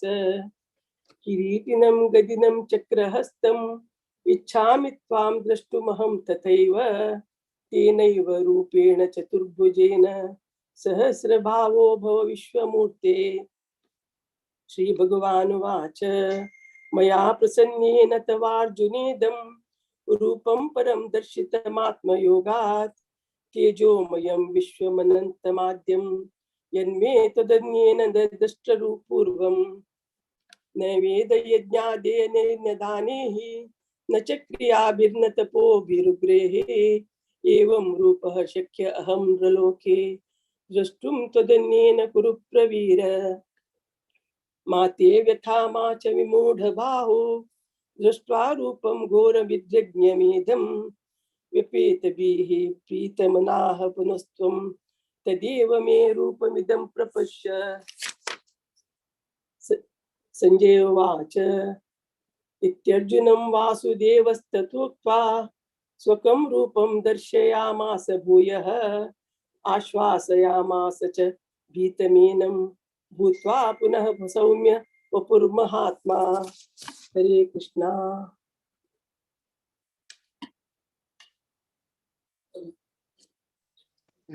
हरे कृष्णा। अर्जुन उवाच, दृष्ट्वेदं मानसं रूपं तव सौम्यं जनार्दन। इदानीमस्मि संवृत्तः सचेता प्रकृतिं गतः। श्रीभगवान् उवाच, सुदुर्दर्शमिदं रूपं दर्शमानसि यन्मम। देवा अप्यसि रूपस्य नित्यं दर्शनकाङ्क्षिणः। नाहं वेदेन तपसा न दानेन न चेज्जया, शक्य एवं विदो द्रष्टुं दृष्टवानसि मां यथा। भक्त्या त्वनन्यया शक्यः अहमेवं विदोऽर्जुन। ज्ञातुं द्रष्टुं च तत्त्वेन प्रवेष्टुं च परन्तप। मत्कर्म कृत् मत्परमो मद्भक्तः सङ्गवर्जितः। निर्वारिः सर्वभूतेषु यासा मामित पाण्डव। ओम तत्सत् इति श्रीमद्भगवद्गीतासु उपनिषत्सु ब्रह्मविद्यायां योगशास्त्रे श्रीकृष्ण अर्जुन संवादे विश्वरूपदर्शनयोगो नाम एकादशोऽध्यायः। हरे कृष्ण कृष्ण कृष्ण हरे हरे, हरे राम राम राम हरे हरे। कृष्ण हरे हरे, हरे राम राम हरे हरे. हरे कृष्णा बाबू बारी चंद कोण मेळावे का नायक सकळाने तेगय माताजीने 4 जणांनी बारी लायक कोण मेळे विश्वरूप दर्शन. धन्यवाद माताजी सकळांके. हरे कृष्ण हरे कृष्ण. आता मी 12 अध्यायावरच्या भक्तियोग म्हणच्याक डिसाइड करूया सची रविकिरण भट प्रभुजी हांनी हांगेले सपरिवार आवडतो राखून बसल्याचे म्हणच्याक ओव्हर टू यू प्रभुजी. हरे कृष्णा। हरे कृष्णा। ओम श्री परमात्मने नमः। अथ द्वादशो अध्यायः भक्ति योगः। अर्जुन उवाच एवं सततयुक्ता ये भक्ता स्वां पर्युपासते ये चाप्यक्षरमव्यक्तं तेषां के योगवित्तमाः। श्री भगवान् उवाच मय्यावेशमनो ये मां नित्ययुक्ता उपासते श्रद्धया पर्योपेताः ते मे युक्ततमा मताः। ये त्वक्षरम् अनिर्देशाम् अव्यक्तं पर्युपासते सर्वत्र गमचिन्त्यं च कूटस्थम् अचलं ध्रुवं सन्नियम्येन्द्रियग्रामं सर्वत्र समबुद्धयः ते प्राप्नुवन्ति मामेव सर्वभूतहिते रताः। क्लेशोऽधिकतरस्तेषाम् अव्यक्तासक्तचेतसाम् अव्यक्ता हि गतिर्दुःखं देहवद्भिर्वाप्यते। हरे कृष्णा।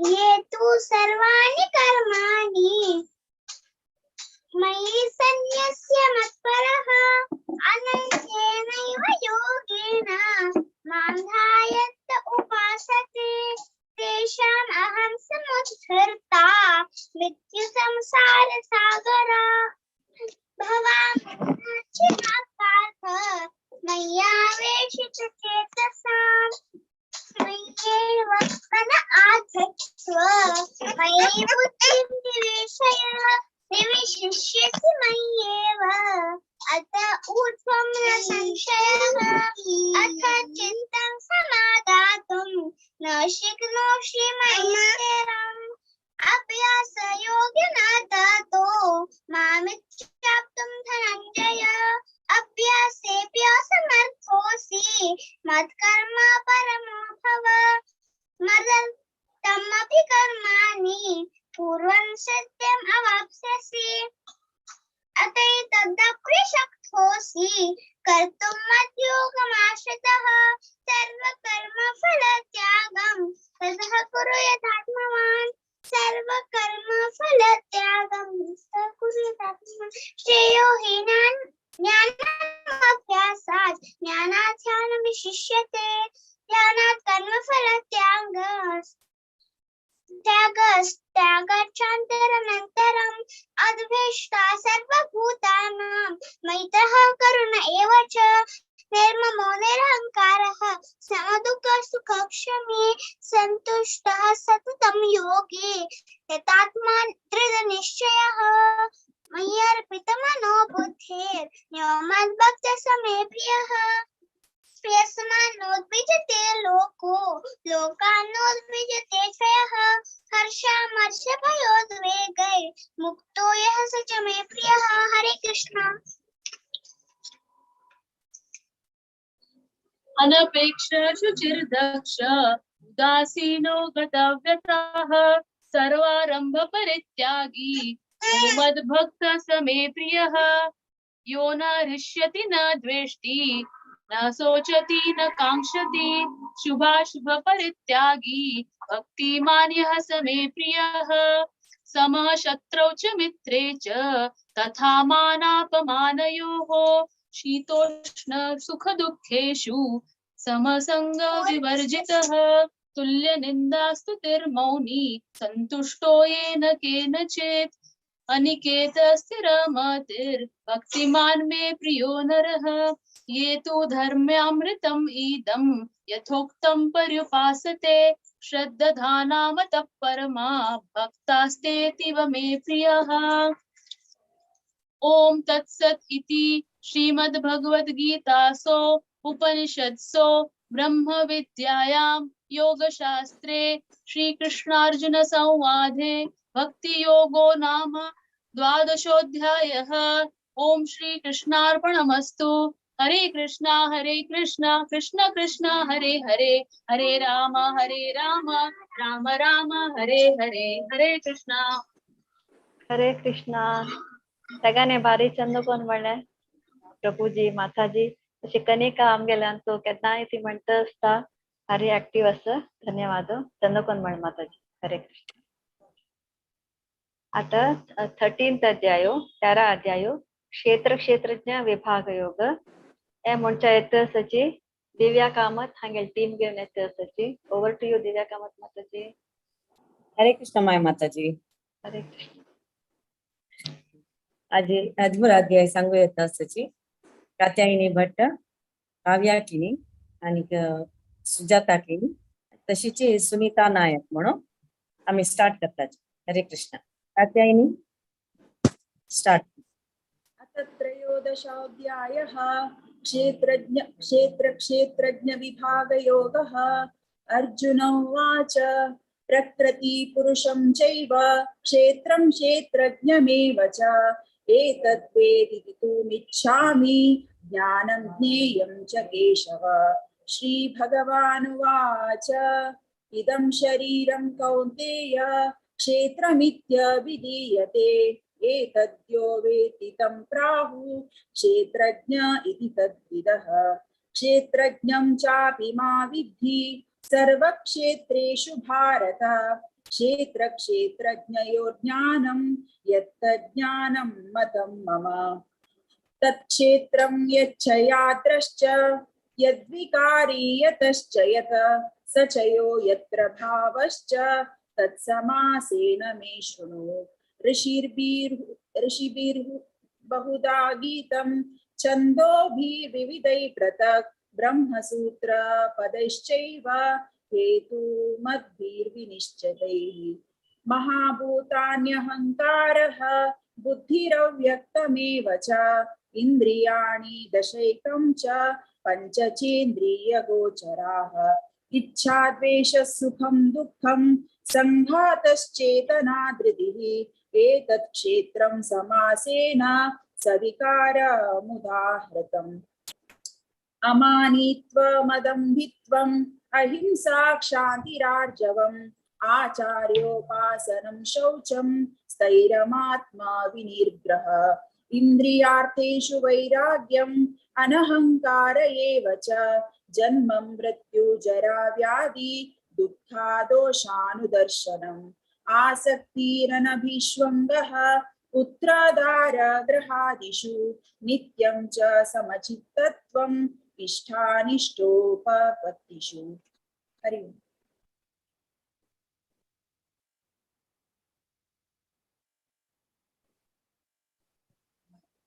काव्याकिनी ಏನಿವೆ ಇಲ್ಲ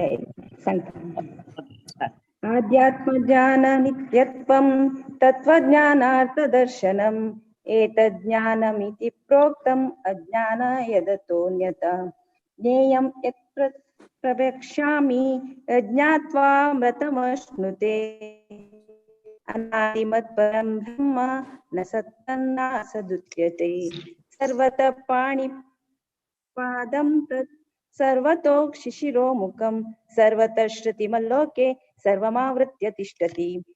सर्वेन्द्रिया गुणाभासं सर्वेन्द्रियविवर्जितम् असक्तं सर्वभ्रश्चैव निर्गुणं गुणभोक्तृ च बहिरन्तश्च भूतानाम् अचरं चरमेव च सूक्ष्मस्तत्त्वा विज्ञेयं दूरस्थं चान्तिके च तत् अविभक्तं च भूतेषु विभक्तमिव च स्थितं भूतभर्तृ च तज्ज्ञेयं ग्रसिष्णु प्रभविष्णु च ज्योतिषामपि तज्ज्योतिस्तमसः परमुच्यते ज्ञानं ज्ञेयं ज्ञानगम्यं हृदि सर्वस्य विष्ठितम् इति क्षेत्रं तथा ज्ञानं ज्ञेयं चोक्तं समासतः मद्भक्त एतद्विज्ञाय मद्भावो योपपद्यते प्रकृतिं पुरुषं चैव विद्यानादि उभावपि विकारांश्च गुणांश्चैव विद्धि प्रकृतिसम्भवान् कार्यकारणकर्तृत्वे हेतुः प्रकृतिरुच्यते पुरुषः सुखदुःखानां भोक्तृत्वे हेतुरुच्यते.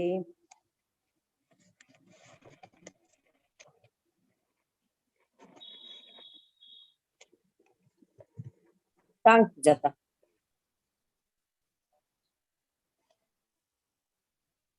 पुरुष प्रकृतिस्थो हि भुङ्क्ते प्रकृतिजान् गुणान् कारणं गुणसङ्गोऽस्य सदसद्यो निजन्मसु उपद्रष्टानुमन्ता च भर्ता भोक्ता महेश्वरः परमात्मेति चाप्युक्तो देहिस्मिन् पुरुषः परः य एवं वेत्ति पुरुषं प्रकृतिं च गुणैः सह सर्वथा वर्तमानोऽपि न स भूयोऽभिजायते ध्यानेनात्मानि पश्यन्ति केचिदात्मानमात्मना अन्ये साङ्ख्येन योगेन कर्मयोगेन चापरे अन्ये त्वेवं जानन्त श्रुत्वान्येभ्य उपासते तेऽपि चातितरन्त्येव मृत्युं श्रुतिपरायणः यावत् सञ्जायते किञ्चित् तत्त्वं स्थावरजङ्गमं क्षेत्रक्षेत्रज्ञसंयोगात् तत्विद्धि भरतर्षभ समं सर्वेषु भूतेषु तिष्ठन्तं परमेश्वरं विनश्यत्स्व विनश्यन्तं यपश्यति स पश्यति समं पश्यन् हि सर्वत्र समवस्थितमीश्वरं न हि नस्त्यात्मनात्मानं ततो याति परां गतिम् प्रकृतैव च कर्माणि क्रियमाणानि सर्वशः यः पश्यति तदात्मानम् अकर्तारं स पश्यति यदा भूतपृथग्भावम् एकस्तमनुपश्यति तत एव च विस्तारं ब्रह्म सम्पद्यते तदा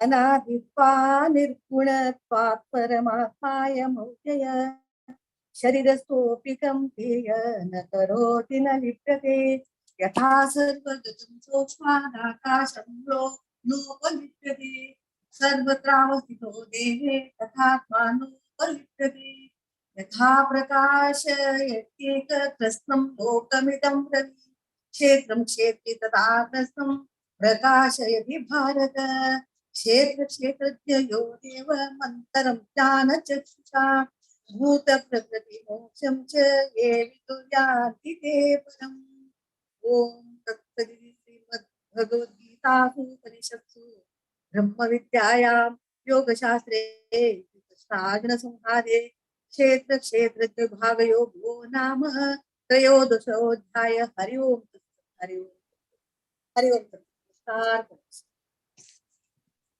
चार जणांनी चंद कोण सांगला आजी बारी खुश चली ओवर टू यू माया माताजी हरे कृष्णा धन्यवाद दिव्या माताजी तुम्ही लाईक करून तुमगे टीम तयार केलेला आहे भारी चंद कोण सगळ्यांनी म्हणले हरे कृष्णा आता 14 अध्याय म्हणचे पशपुढे हांव एक अनाउन्समेंट करता थोडीशी भागवत पुराण कोंकणी टीमान आयोजन केलेले भक्ती रसामृत ह्या एक सिरीज स्टार्ट केलेलं आसा ह्या परा शुक्रारा म्हळ्यार 5 शुक्रारा आणि सोमारा क्लास घेता आसाची हिस ग्रेस उत्तम नरसिंह प्रभुजी हाने क्लास घेता आसाची तशीच शनिवारा डेमन्स इन वृंदावन तांतू शंखचूड ह्या अंगेल वदक सांगच्या येतलीची हर ग्रेस रजगोपी माताजी सगळ्यांनी अटेंड करता म्हणून हांव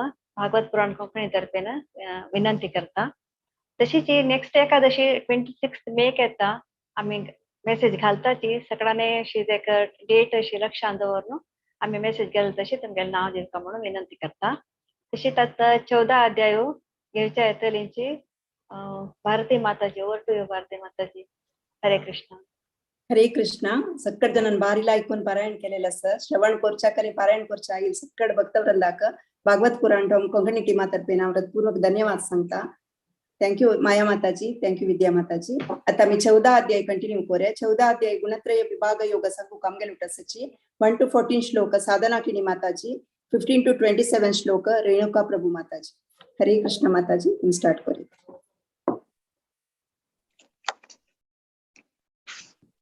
नो अथ चतुर्दशोऽध्यायः गुणत्रयविभागः श्रीभगवानुवाच परं भूय प्रवक्ष्यामि ज्ञानानां ज्ञानमुत्तमं यज्ञात्वा मुनिः सर्वे परां सिद्धिमितो गताः इदं ज्ञानमुपाश्रित्य मम धर्म्यमागताः सर्गेऽपि नोपजायन्ते प्रलये न व्यतन्ति च मम योनिर्महद्ब्रह्म तस्मिन् गर्भं ददाम्यहम् सम्भवः सर्वभूतानां ततो भवति भारत सर्वयोनिषु कौन्तेय मूर्तयः सम्भवन्ति याः तासां ब्रह्म महद्योनिः अहं बीजप्रदपिता सत्त्वं रजस्तमैति गुणाः प्रकृतिसम्भवाः निबध्नन्ति महाबाहो देहे देहिनमव्ययम् तत्र सत्त्वं निर्मलत्वात् प्रकाशकमनामयम् सुखसङ्गेन बध्नाति ज्ञानसङ्गेन चानघ रजोरागात्मकं विद्धि तृष्णासङ्गसमुद्भवम् तन्निबध्नाति कौन्तेय कर्मसङ्गेन देहिनम् तमस्त्वज्ञानजं विद्धि मोहनं सर्वदेहिनां प्रमादालस्य निद्राभि तन्निबध्नाति भारत सत्त्वं सुखे संजयति रजः कर्मणि भारत ज्ञानमावृत्य तु तमः प्रमादे संजयत्युत रजश्चमश्चाभिभूय सत्त्वं भवति भारत रजः सत्त्वं तमश्चैव तमः सत्त्वं रजस्तथा सर्वद्वारेषु देहेऽस्मिन् प्रकाश उपजायते ज्ञानं यदा तदा विद्यात् विवृद्धं सत्त्वमित्युत लोभ प्रवृत्तिरारम्भः कर्मणः मशमस्पृहा रजस्येतानि जायन्ते विवृद्धे भरतर्षभ अप्रकाशो प्रवृत्तिश्च प्रमादो मोह एव च तमस्येतानि जायन्ते विवृद्धे कुरु नन्दन यथा सत्त्वे प्रवृद्धे तु प्रलयं याति देहभृत् तदोत्तमविदान् लोकान् अमलान् प्रतिपद्यते। श्रीकृष्णार्पणमस्तु। रजसी प्रलयं गत्वा कर्मसङ्गेषु जायते तथा प्रलीनस्तमसि मूढयोनिषु जायते कर्मणः सकृतस्याहुः सात्विकं निर्मलं फलं रजसस्तु फलं दुःखम् अज्ञानं तमसः फलं सत्त्वात् संजायते ज्ञानं रजसो लोभ एव च प्रमादमोहो तमसो भवतो ज्ञानमेव च ऊर्ध्वं गच्छन्ति सत्त्वस्ता मध्ये तिष्ठन्ति राजसाः जगन्यगुणवृत्तिस्था अधो गच्छन्ति तामसाः नान्यं गुणेभ्यः कर्तारं यदा दृष्टानुपश्यति गुणेभ्यश्च परं वेति मद्भावं सोऽधिगच्छति गुणानि तानि अतीत्य त्रीन् देहि देह समुद्भवान् जन्म मृत्यु जरा दुःखेर विमुक्तो मृतमुष्णुते। अर्जुन उवाच कैर्लिङ्गे स्त्रीन् गुणातेतान् अतीतो भवति प्रभो किमाचार कथं चेतान् त्रीन् गुणान् अवर्तिते। श्री भगवान् उवाच प्रकाशं च प्रवृत्तिं च मोहमेव च पाण्डव न द्वेष्टि सम्प्रवृत्तानि न निवृत्तानि काङ्क्षति उदासीनो गुणैर्यो न विचाल्यते गुणा वर्तन्त इत्येव योऽवतिष्ठति नेङ्गते समदुःखसुख स्वस्थो समलोष्टाश्मकाञ्चन तुल्यप्रिया प्रियो धीर तुल्यनिन्दात्म संस्तुति मानापमानयोस्तुल्यो तुल्यो मित्रारिपक्षयो सर्वारंभ परित्यागी गुणातीह स उच्यते माञ्च यो व्याभिचारेण भक्ति योगेन सेवते न गुणान् समतीत्येतान् ब्रह्म भूयाय कल्पते ब्रह्मणो हि प्रतिष्ठाहम् अमृतस्य या व्यायव्यस्य च शाश्वतस्य च धर्मस्य सुखसैकान्तिकस्य च। ओम तत्सत् इति श्रीमद्भगवद्गीतासु उपनिषत्सु ब्रह्म विद्यायां योगशास्त्रे श्री कृष्णार्जुन संवादे गुणत्रय विभाग योगो नाम चतुर्दशोऽध्याय। हरे कृष्ण। हरे कृष्ण. धन्यवाद माताजी. डॉक्टर माताजीने बारी चंदुकन सांगितलं स्पष्ट जाऊन अनंत अनंत धन्यवाद. प्रतिवेळ तुम्ही पार्टिसिपेट करता म्हणून हांव विनंती करते माताजी. धन्यवाद. आता 15 अध्याय पुरुषोत्तम प्राप्ती योग सांगू काम गेलोटू. स्मिता अर्पई आणि शिल्पा हेगडे माताजी आसा. स्मिता माताजी तांकां आराम ना म्हणून मेसेज येयला. शिल्पा कंटिन्यू करता. शिल्पा फुल चॅप्टर सांगता. हरे कृष्णा शिल्पा माताजी. हरे कृष्ण माताजी. ओम श्री परमात्मने नमः. श्रीमद्भगवद्गीता अथ पंचदशोऽध्यायः. श्री भगवानुवाच ऊर्ध्वमूलमदशाकम् अश्वत्थं प्राहुरव्ययं छन्दांसि यस्य पर्णानि यस्तं वेद स वेदवित् अधश्चोर्ध्वं प्रसृतास्तस्य शाखा गुणा प्रवृद्धा विषया प्रवालाः अधश्च मूलान्यनुसन्ततानि कर्माणुबन्धीनि मनुष्यलोके न रूपमस्येह ततोपलभ्यते नान्तो न चादिर्न च सम्प्रतिष्ठा अश्वत्थमेनं सुविरूढमूलम् असङ्गशस्त्रेण दृढेन चित्वा ततः पदं तत् परिमार्गितव्यम् यस्मिन् गता न निवर्तन्ते भूयः तमेव चार्द्यं पुरुषं प्रपद्ये यतः प्रवृत्तिः प्रसृता पुराणी निर्मानमोहाजितसङ्गदोषा अध्यात्मनित्या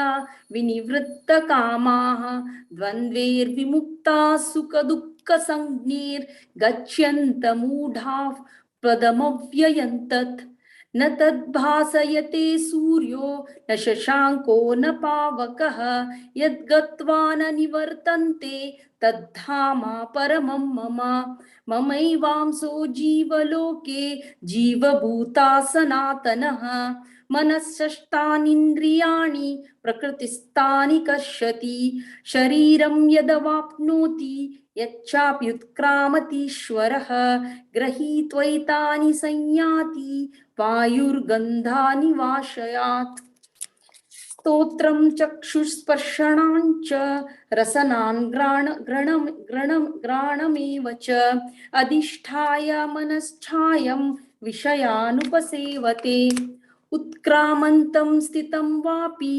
भुञ्जायं वा गुणान्वितं विमूढानानुपश्यन्ति पश्यन्ति ज्ञानचक्षुषः यतन्तो योगिनश्चैवं पश्यन्त्यात्मन्यवास्थितं यतन्तोऽप्यकृतात्मानो नैनं पश्यन्त्यचेतसः यदादित्यगतं तेजो जगद्भासयतेऽखिलं यच्चान्द्रांशि यच्चाग्नौ तत्तेजो विद्धि मामकम् गामाविश्य च भूतानि धारयाम्यहमोजसा पुष्णामि चौषधिः सर्वाः सोमो भूत्वा रसात्मकः अहं वैश्वानरो भूत्वा प्राणिनां देहमाश्रितः प्राणापानसमायुक्तः पश्चाम्यान्यान् चतुर्विधम् सर्वस्य चाहं हृदि सन्निविष्टो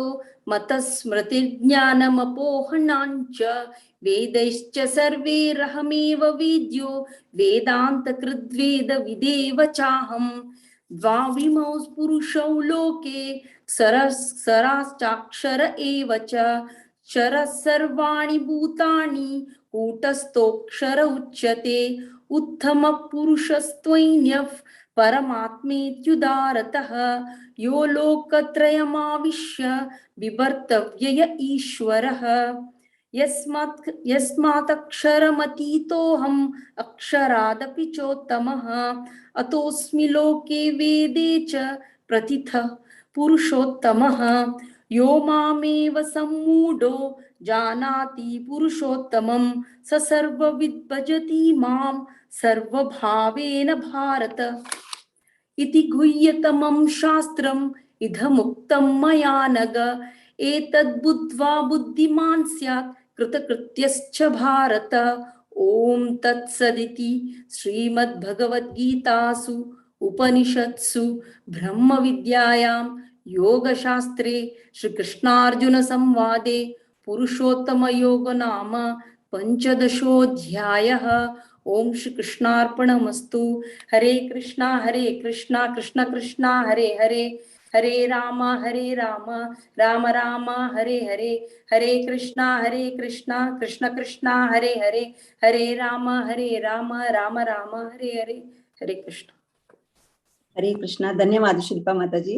लास्ट मिनिट जलरी तुम्ही फुल अध्याय सांगला बारी लाईक पण क्लिअर जाऊन सांगले धन्यवाद माताजी धन्यवाद आता 16th चॅप्टर दैवासुर संपद विभाग योग सांगू कमगेल टसची 1 to 12 श्लोक सुदर्शन शनै प्रभुजी 13 to 24 श्लोक रचना शर्मा माताजी ओवर टू यू प्रभुजी हरे कृष्ण हरे कृष्ण ओम श्री परमात्मने नमः श्रीमद् भगवद गीता अथ षोडशोऽध्यायः श्री भगवानुवाच अभयं सत्त्वसंशुद्धिर् ज्ञानयोगव्यवस्थितः दानन्दमश्च यज्ञश्च स्वाध्यायस्तप आर्जवम् अहिंसा सत्यमक्रोधस्त्यागः शान्तिरपैशुनम् दया भूतेष्वलोलुप्त्वं मार्दवं ह्रीरचापलम् तेजः क्षमा धृतिः शौचम्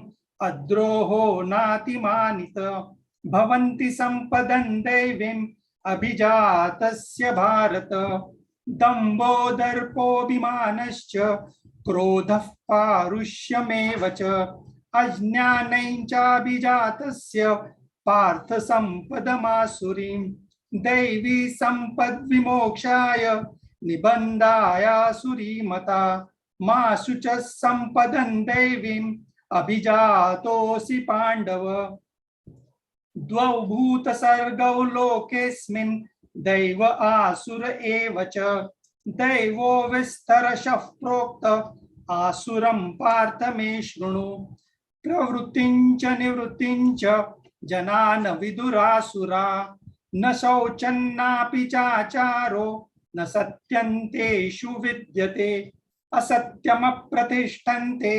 जगदाहुरनीश्वरम् अपरस्पर सम्भूतं किमन्यत् कामहैतुकम् एतान् दृष्टिमवष्टभ्य नष्टात्मानोऽल्पबुद्धयः प्रभवन्त्युग्रकर्माणः क्षयाय जगतो हिताः काममाश्रित्य दुष्पूरन् दम्भमानमदान्विताः मोहाद् गृहीत्वा सद्ग्राहान् प्रवर्तन्ते शुचिव्रताः चिन्ताममर्येयाय च प्रलयान्तामुपाश्रिताः कामोपभोगपरमा एतावदिति निश्चिताः आशापाशशतैर्बद्धाः कामक्रोधपरायणाः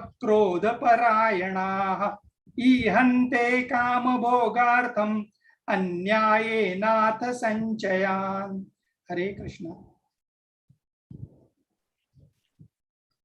इदमद्य मया लब्धम् इमं प्राप्स्ये मनोरथम् इदम् अस्तीदमम् अपि मे भविष्यति पुनर्धनम् असौ मया हता शत्रु हनिष्ये चापरानपि ईश्वरोऽहम् अहं भोगी सिद्धोऽहं बलवान् सुखी आढ्योऽभिजनवानस्मि कोऽन्योऽस्ति सदृशो मया यक्ष्ये दास्यामि मोदिष्य इत्यज्ञानविमोहिता अनेकचित्तविभ्रान्ता मोहजालसमावृता प्रसक्ता कामभोगेषु पतन्ति नरकेषु च आत्मसम्भाविता स्तब्धा धनमानमदान्विता यजन्ते नाम यज्ञैस्ते दम्भेन विधिपूर्वकम् अहंकारं बलं दर्पं कामं क्रोधं च संश्रिता मामात्मा परदेहेषु प्रद्विषन्तोऽभ्यसूयका तानहं द्विषत क्रूरान् संसारेषु नराधमान् क्षिपाम्यजस्रम् अशुभान् आसुरीष्वेव योनिषु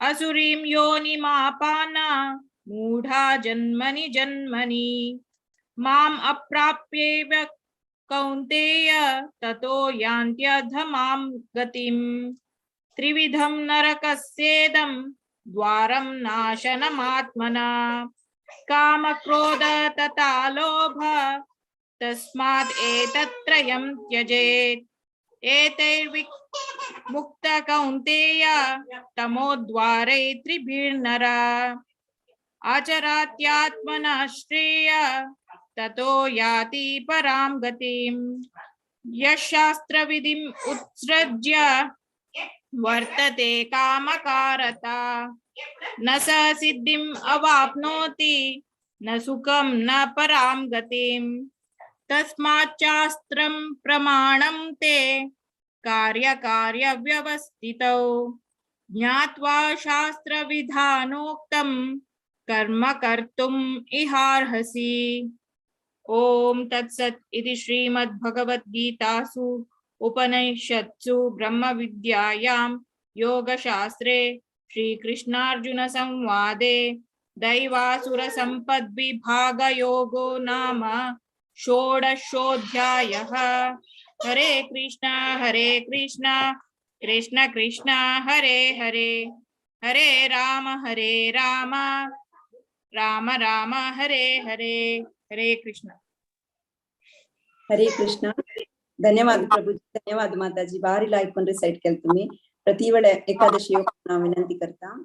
आता 17 अध्याय श्रद्धात्रय विभाग योग सांगू कामगे लुटसची 1 to 14 श्लोक प्रशांत हेगडे प्रभूजी आणि 15 to 28 श्लोक हर ग्रेस मोह विमोह माताजी.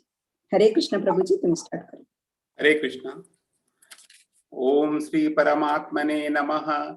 अथ 17 श्रद्धात्रय विभाग योगः.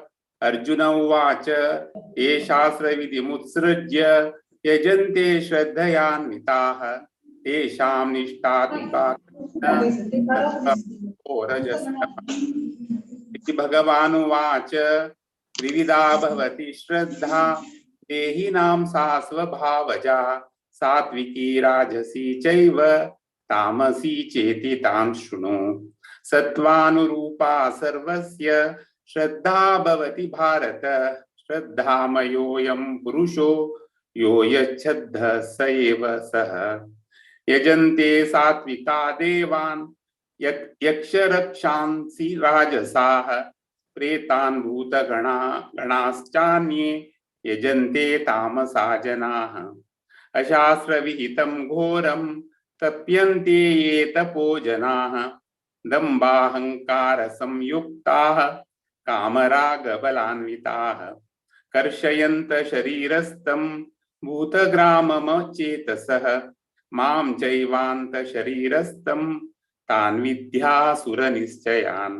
आहारस्वपि सर्वस्य त्रिविधो भवति प्रियः यज्ञसप्तस्तथा दानं तेषां भेदमिमं शृणु आयुसत्वबलारोग्य सुखप्रीतिविवर्धनाः रस्या स्निग्धा स्थिरारद्या आहारा सात्विकप्रियाः कट्टं ललवणात्युष्ण तीक्ष्णरूक्षविदाहिनः आहारा राजसस्येष्टा दुःखशोकामयप्रदाः यातयामं गतरसं पूतिपर्युषितं च यत् उच्छिष्टमपि चामेद्यं भोजनं तामसप्रियम् अफलाकाङ्क्षिभिर्यज्ञो विधिद्रष्टो य युज्यते यष्टव्यमेवेति मनः समाधाय स सात्विकः अभिसन्धाय तु फलं दम्भार्थमपि चैव यत् युज्यते भरतश्रेष्ठ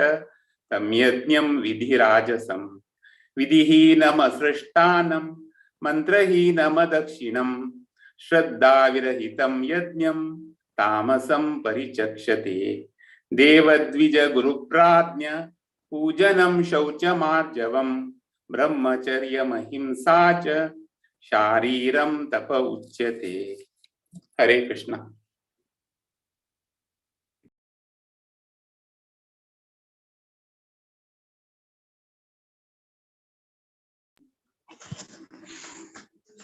हरे कृष्णा. हरे कृष्णा. हरे कृष्ण माताजी. सांगूयात माताजी, तुम्ही कंटिन्यू. अनुद्वेगकरं वाक्यं सत्यं प्रियहितं चेत् स्वाध्याय व्यसनं चैव वाङ्मयं तप उच्यते मन प्रसादः सौम्यत्वं मौनम् आत्मविनिग्रहः भाव संशुद्धिरित्येतत् तपोमानसमुच्यते श्रद्धया परया तप्तं तपस्तत्त्रिविधं नरैः अफलाकाङ्क्षिभिर्युक्तैः सात्विकं परिचक्षते सत्कारमान पूजार्थं तपोदम्भेन चैव यत् क्रियते तदिह प्रोक्तं राजसं चलमध्रुवम् मूढग्राहेणात्मनो यत् पीडया क्रियते तपः परस्योत्साधनार्थं वा तत्तामसम् उदारतम् दातव्यम् इति यद्दानं दीयते अनुपकारिणे देशे काले च पात्रे च तद्दानं सात्विकं स्मृतम् यत् प्रत्युपकारार्थं फलम् उद्दिश्य वा पुनः दीयते च परिक्लिष्टं तद्दानं राजसं स्मृतम् अदेशकाले यद्दानम् अपात्रेभ्यश्च दीयते असत्कृतम् अवज्ञातं तत्तामसम् उदारतम् ओम तत्सत् इति निर्देशो ब्रह्मणः त्रिविधः स्मृतः ब्राह्मणास्तेन वेदाश्च यज्ञाश्च वेता पुरा तस्मादोमित्युदाहृत्य यज्ञदान तपक्रियाः प्रवर्तन्ते विधानोक्ताः सततं ब्रह्मवादिनां तदित्यनभिसन्धाय फलं यज्ञ तपक्रियाः दानक्रियाश्च विविधाः क्रियन्ते मोक्षकांक्षिभिः सद्भावे साधुभावे च सदित्येतत् प्रयुज्यते प्रशस्ते कर्मणि तथा सच्चब्दः पार्थ युज्यते यज्ञे तपसि दाने च तिथिः सदिति चोच्यते कर्म चैव तदर्थीयं सदित्येवाभिधीयते अश्रद्धया हुतं दत्तं तपस्तप्तं कृतं चेत् असत् इत्युच्यते पार्थ न च तत्प्रेत्यनो यः ओम तत्सत् इति श्रीमद्भगवद्गीतासु उपनिषत्सु ब्रह्म विद्यायां योगशास्त्रे श्री कृष्णार्जुन संवादे श्रद्धात्रय विभाग योगो नाम सप्तदशोऽध्यायः हरे कृष्णा कृष्णा कृष्णा हरे हरे हरे राम राम राम हरे हरे हरे कृष्ण प्रभुजी हरे कृष्ण माताजी बारी चंद प्रभुजी प्रति वेळेताची चॅन्ट करशाक नेक्स्ट टाइम येवका म्हणून विनंती करता प्रशांत कडे प्रभुजी माताजी तुम्ही एक सिनियर डिवोटी तुमगेल कडे ताकून एक आमगेल भाग्य धन्यवाद माताजी हरे कृष्ण 18 अध्याय मोक्ष संन्यास योग सांगू कामगेल उट्टासची 1 to 13 श्लोक प्रत्युषाकिनी माताजी 14 to 26 प्रिया किणी माताजी 27 to 39 Shishir Shanbhag Prabhuji 40 to 52 Rashmi Shanbhag Prabhuji 53 to 65 कलावती अडवाणी माताजी 66 to 78 धन्य आचार्य माताजी हरे कृष्णा प्रत्युषाकिनी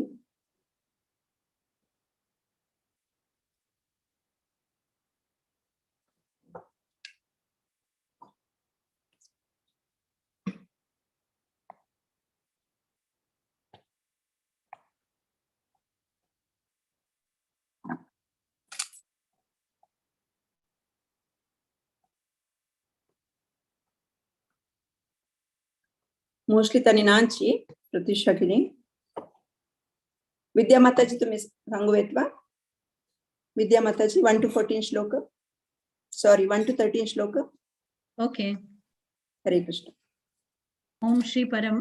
ओम श्री परमात्मने नमः अथ 18 मोक्ष संन्यास योगः अर्जुन उवाच संन्यासस्य महाबाहो तत्त्वमिच्छामि वेदितुं त्यागस्य च ऋषिकेश पृथक्केशी निषूदन श्रीभगवानुवाच काम्यनां कर्मणां न्यासं संन्यासं कवयो विदुः सर्वकर्मफलत्यागं प्राहुस्त्यागं विचक्षणाः त्याजं दोषवदित्तेके कर्म प्राहुर्मनीषिणः यज्ञदानतपः कर्म न त्याजामिति चापरे निश्चयं शृणु मे तत्र त्यागे भरतसत्तमा त्यागो हि पुरुषव्याघ्र त्रिविधः सम्प्रकीर्तितः यज्ञदानतपः कर्म न त्याजं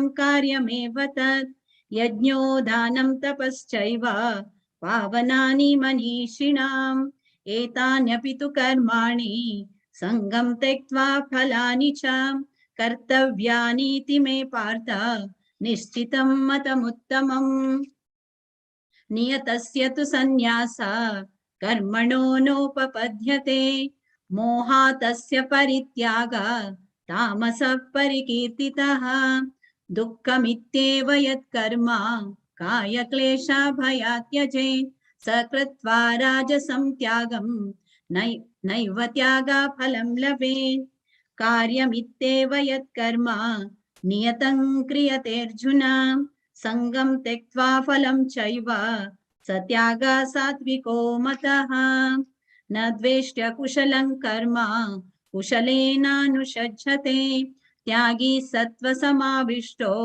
मेधावी चिन्न संशयः न हि देहं वृथा शक्यं त्यक्तुं कर्मण्यशेषतः यस्तु कर्मफलत्यागी स त्यागीत्यभिधीयते अनिष्टमिष्टं मिश्रं च त्रिविधं कर्मण फलं भवत्या त्यागिनां प्रेत्य न तु सन्न्यासिनां क्वचित् पञ्चेतानि महाबाहो कारणानि निबोध मे सांख्ये कृतान्ते प्रोक्तानि सिद्धये सर्वकर्मणाम्।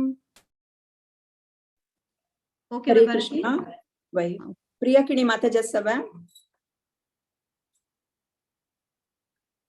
मोस्टली नांची म्हणता एका घराची असतली असं ओके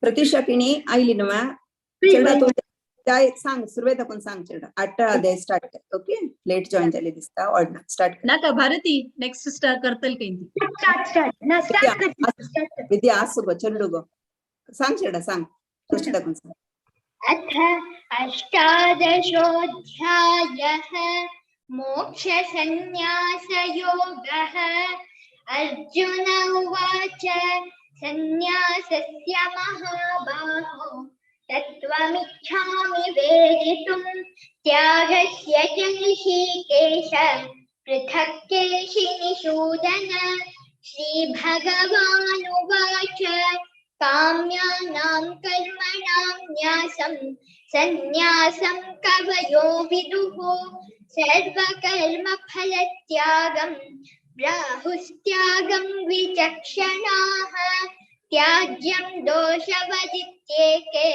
कर्म प्राहुर्मनीषिणः यज्ञदानतपः कर्म न त्याज्यमिति चापरे निश्चयं शृणु मे तत्र त्यागे भरतसत्तम त्यागो हि पुरुषव्याघ्र त्रिविधः सम्प्रकीर्तितः यज्ञदानतपः कर्म न त्याज्यं कार्यमेव तत् यज्ञो दानं तपश्चैव पावनानि मनीषिणाम् एतान्यपि तु कर्माणि संगं त्यक्त्वा फलानि च कर्तव्यानीति मे पार्थ निश्चितं मतमुत्तमम् नियतस्य तु सन्न्यासः कर्मणो नोपपद्यते मोहातस्य परित्यागः तामसः परिकीर्तितः दुःखमित्येव यत् कर्म कायक्लेशभयात् त्यजेत् स कृत्वा राजसं त्यागं नैव त्यागफलं लभेत् कार्यमित्येव यत् कर्म नियतं क्रियतेऽर्जुन संगं त्यक्त्वा फलं चैव सत्यागः सात्विको मतः न द्वेष्ट्य कुशलं कर्म कुशलेनानुषज्यते त्यागी सत्त्वसमाविष्टः मेधावी छिन्न संशयः न हि देहभृता शक्यं त्यक्तुं कर्माण्यशेषतः यस्तु कर्मफलत्यागी स सत्यागीत्यभिधीयते अनिष्टमिष्टं मिश्रं च त्रिविधं कर्मणः फलं भवत्यत्यागिनां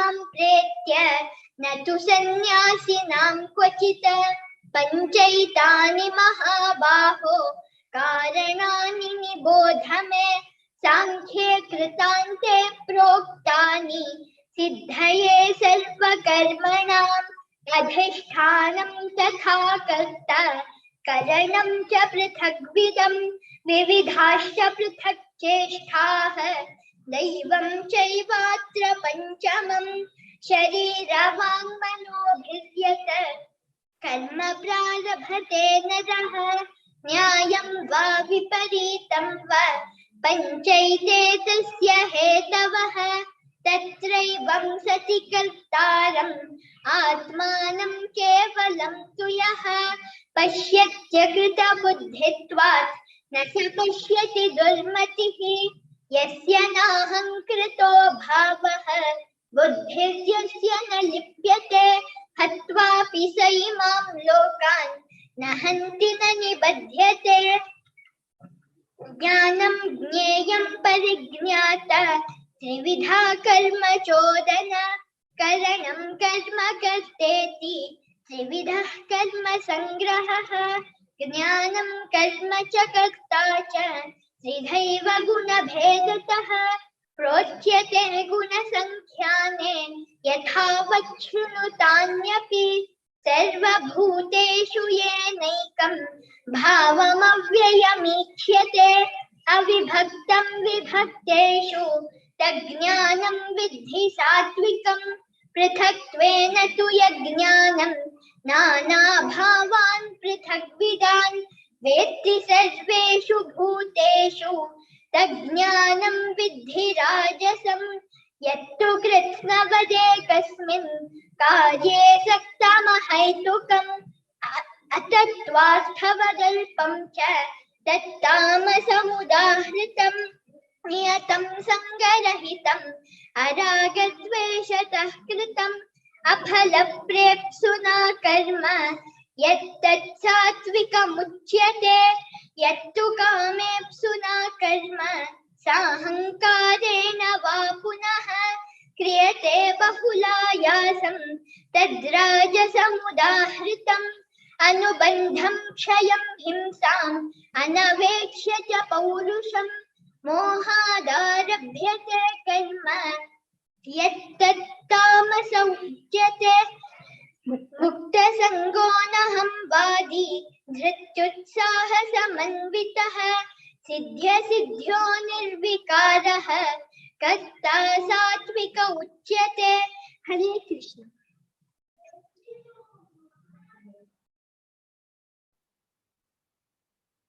हरे कृष्ण। रागी कर्म फल प्रेप्सुः लुब्धो हिंसात्मको शुचिः हर्षाशोकान्वितः कर्ता राजसः परिकीर्तितः अयुक्त प्राकृतिक शब्दः शठो नैष्कृतिको लसः विषादी दीर्घसूत्री च कर्ता तामस उच्यते बुद्धेर्वेदं कृतिश्चैव गुणतस्त्रिविधं शृणु प्रोच्यमानमशेषेण पृथक्त्वेन धनञ्जय प्रवृत्तिं च निवृत्तिं च कार्याकार्ये भयाभये बन्धं मोक्षं च या वेत्ति बुद्धिः सा पार्थ सात्विकी यया धर्ममधर्मं च कार्यं च कार्यमेव च अयतावत् प्रजानाति बुद्धिः सा पार्थ राजसी अधर्मं धर्ममिति या मन्यते तामसवृता सर्वर्थान् विपरीतांश बुद्धिः सा पार्थ तामसी वृत्त्या यया धारयते मनः प्राणेन्द्रियक्रियाः योगेन व्यभिचारिण्या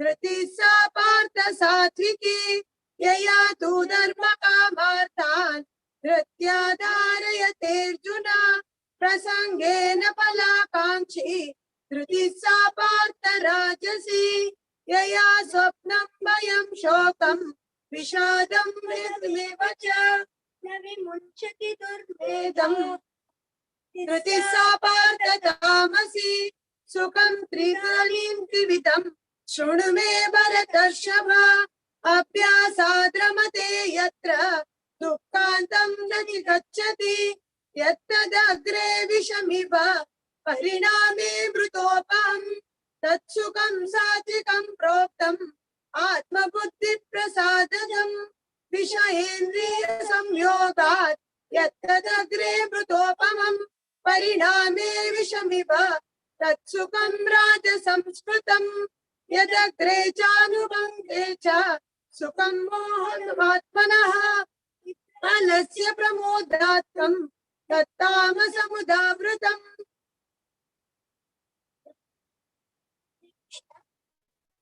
तदस्ति पृथिव्यां वा देवेषु वा पुनः तत्त्वं प्रकृतिजैर्मुक्तं यदेभिः स्यात् त्रिभिर्गुणैः ब्राह्मणक्षत्रियविषां शूद्राणां च परन्तप कर्माणि प्रविभक्तानि स्वभावप्रभवैर्गुणैः क्षमोदमस्तपः शौचं शान्तिरार्जवमेव च ज्ञानं विज्ञानमास्तिक्यं ब्रह्मकर्म स्वभावजं शौर्यं तेजो धृतिर्दाक्ष्यं युद्धे चाप्यपलायनं दानमीश्वरभावश्च क्षात्रं कर्म स्वभावजं शिगौरक्षवाणिज्यं वैश्यकर्म स्वभावजं परिचर्यात्मकं कर्म शूद्रस्यापि स्वभावजं स्वे कर्मण्यभिरतः संसिद्धिं लभते नरः स्वकर्मनिरतस्थितिं कुर्वन्नाप्नोति यथा विन्दति तच्छृणु यथा प्रवृत्तिर्भूतानां येन सर्वमिदं ततं स्वकर्मणा त्वमभ्यर्च्य सिद्धिं विन्दति मानवः श्रेयान् स्वधर्मो विघ्नः परधर्मात् स्वनुष्ठितात् स्वभावनियतं कर्म कुर्वन्नाप्नोति किल्बिषं सहजं कर्म कौन्तेय सदोषमपि न त्यजेत् सर्वारम्भापि दोषेण धूमेनाग्निरिवावृताः असक्तबुद्धिः सर्वत्र आत्मा विगतस्पृहः नैष्कर्म्यसिद्धिं परमां सन्न्यासेनाधिगच्छति सिद्धिं प्राप्नो यथा ब्रह्म तथाप्नोति निबोध मे समासेनैव कौन्तेय निष्ठा ज्ञानस्य या परा बुद्ध्या विशुद्धया युक्तः सत्यात्मानं नियम्य च शब्दादीन् विषयान् त्यक्त्वा रागद्वेषव्युधस्य च विविक्तसेवी लघ्वाशी यतवाक्कायमानसः ज्ञानयोगपरो नित्यं वैराग्यं समुपाश्रितः हरे अहंकारं बलं दर्पं कामं क्रोधं परिग्रहं विमुच्य निर्ममः शान्तः ब्रह्मभूयाय कल्पते ब्रह्मभूत प्रसन्नात्मा न शोचति न कांक्षति समपूर्वे सर्वेषु भूतेषु मद्भक्तिं लभते परां भक्त्या मामभिजानाति यावान्यश्चास्मि तत्त्वतः ततो मां तत्त्वतो ज्ञात्वा विशते तदनन्तरं सर्वकर्माण्यपि सदा कुर्वाणो मद्पाश्रयः मत्प्रसादादवाप्नोति शाश्वतं पदमव्ययम् चेतसा सर्वकर्माणि मयि सन्न्यस्य मत्परः बुद्धियोगमुपाश्रित्य मच्चित सततं भव मच्चित सर्वदुर्गाणि मत्प्रसादात् तरिष्यसि अतश्चेत्त्वमहङ्कारान् श्रोष्यसि विनङ्क्षसि यदहङ्कारमाश्रित्य न योऽस्म्य इति मन्यसे मिथ्यैष व्यवसायस्ते प्रकृतिस्त्वां नियोक्ष्यति स्वभावजेन कौन्तेय निबद्धस्वेन कर्मणा कर्तुं नेच्छसि यन्मोहात् करिष्यस्य वशोऽपि तत् ईश्वर सर्वभूतानां हृद्देशेऽर्जुन तिष्ठति ब्राह्मयन् सर्वभूतानि यन्त्रारूढानि मायया तमेव शरणं गच्छ सर्वभावेन भारत तत्प्रसादात् परं शान्तिं स्थानं प्राप्स्यसि शाश्वतम् इति ते ज्ञानमाख्यातं गुह्याद् गुह्यतरं मया विमर्शेत्तदेशेषेण यतेच्छसि तथा कुरु सर्वगुह्यतमं भूयः शृणु मे परमं वचः इष्टोऽसि मे दृढमिति ततो वक्ष्यामि ते हितं मन्मना भव मद्भक्तो मद्याजी मां नमस्कुरु मामे वैश्यसि सत्यं ते प्रतिजाने प्रियोऽसि मे। हरे कृष्ण। हरे कृष्ण। सर्वधर्मान् परित्यज्य मामेकं शरणं व्रज अहं त्वा सर्वपापेभ्यो मोक्षयिष्यामि मा शुचः। इदं ते न तपस्काय न भक्ताय कदाचन न शुश्रूषवे वाच्यं न च मां योऽभ्यसूयति। य इदं परमं गुह्यं मद्भक्तेष्वभिधास्यति भक्तिं मयि परां कृत्वा मामे वैश्यत्य संशयः। न च तस्मान् मनुष्येषु कश्चिन्मे प्रियकृत्तमः भविता न च मे तस्मात् अन्यः प्रियतरो भुवि।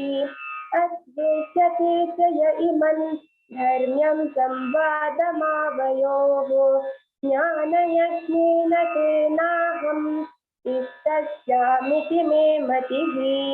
सद्भावाननसूयश्च शृणुयादपि यो नरः सोऽपि मुक्तः शुभान् लोकान् प्राप्नुयात् पुण्यकर्मणाम्। कच्चिदेतत् श्रुतं पार्थ त्वयैकाग्रेण चेतसा कच्चिदज्ञानसम्मोहः प्रनष्टस्ते धनञ्जय।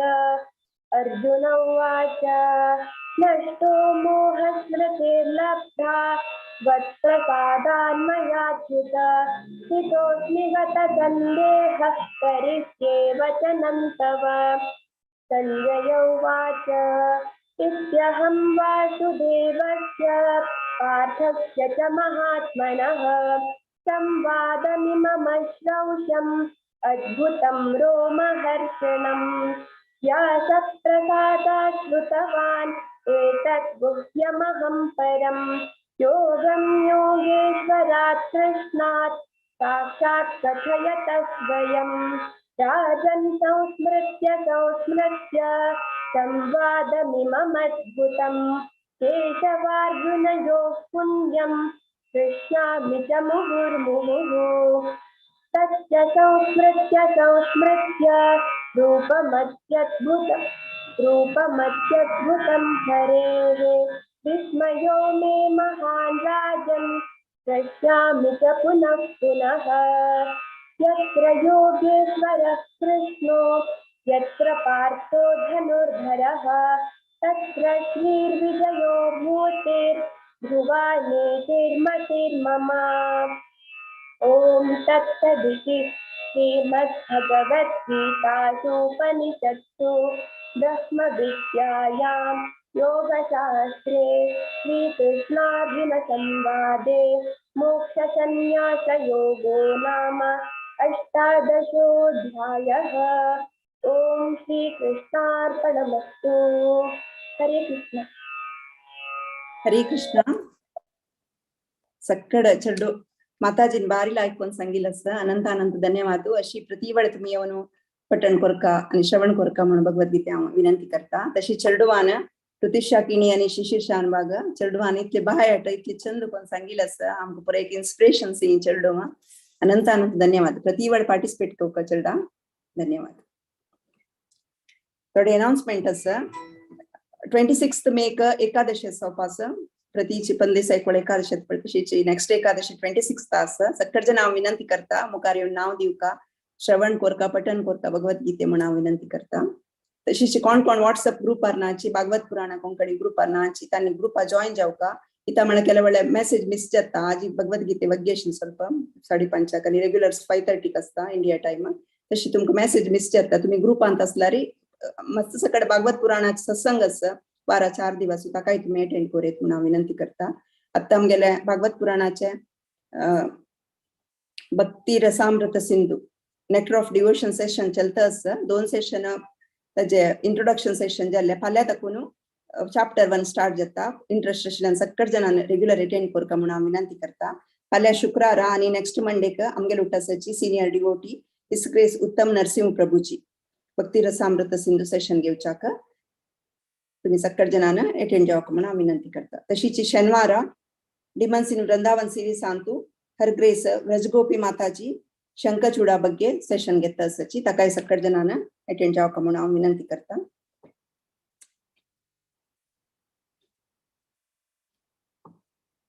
प्रभुजी सेशन एंड करूत प्रभुजी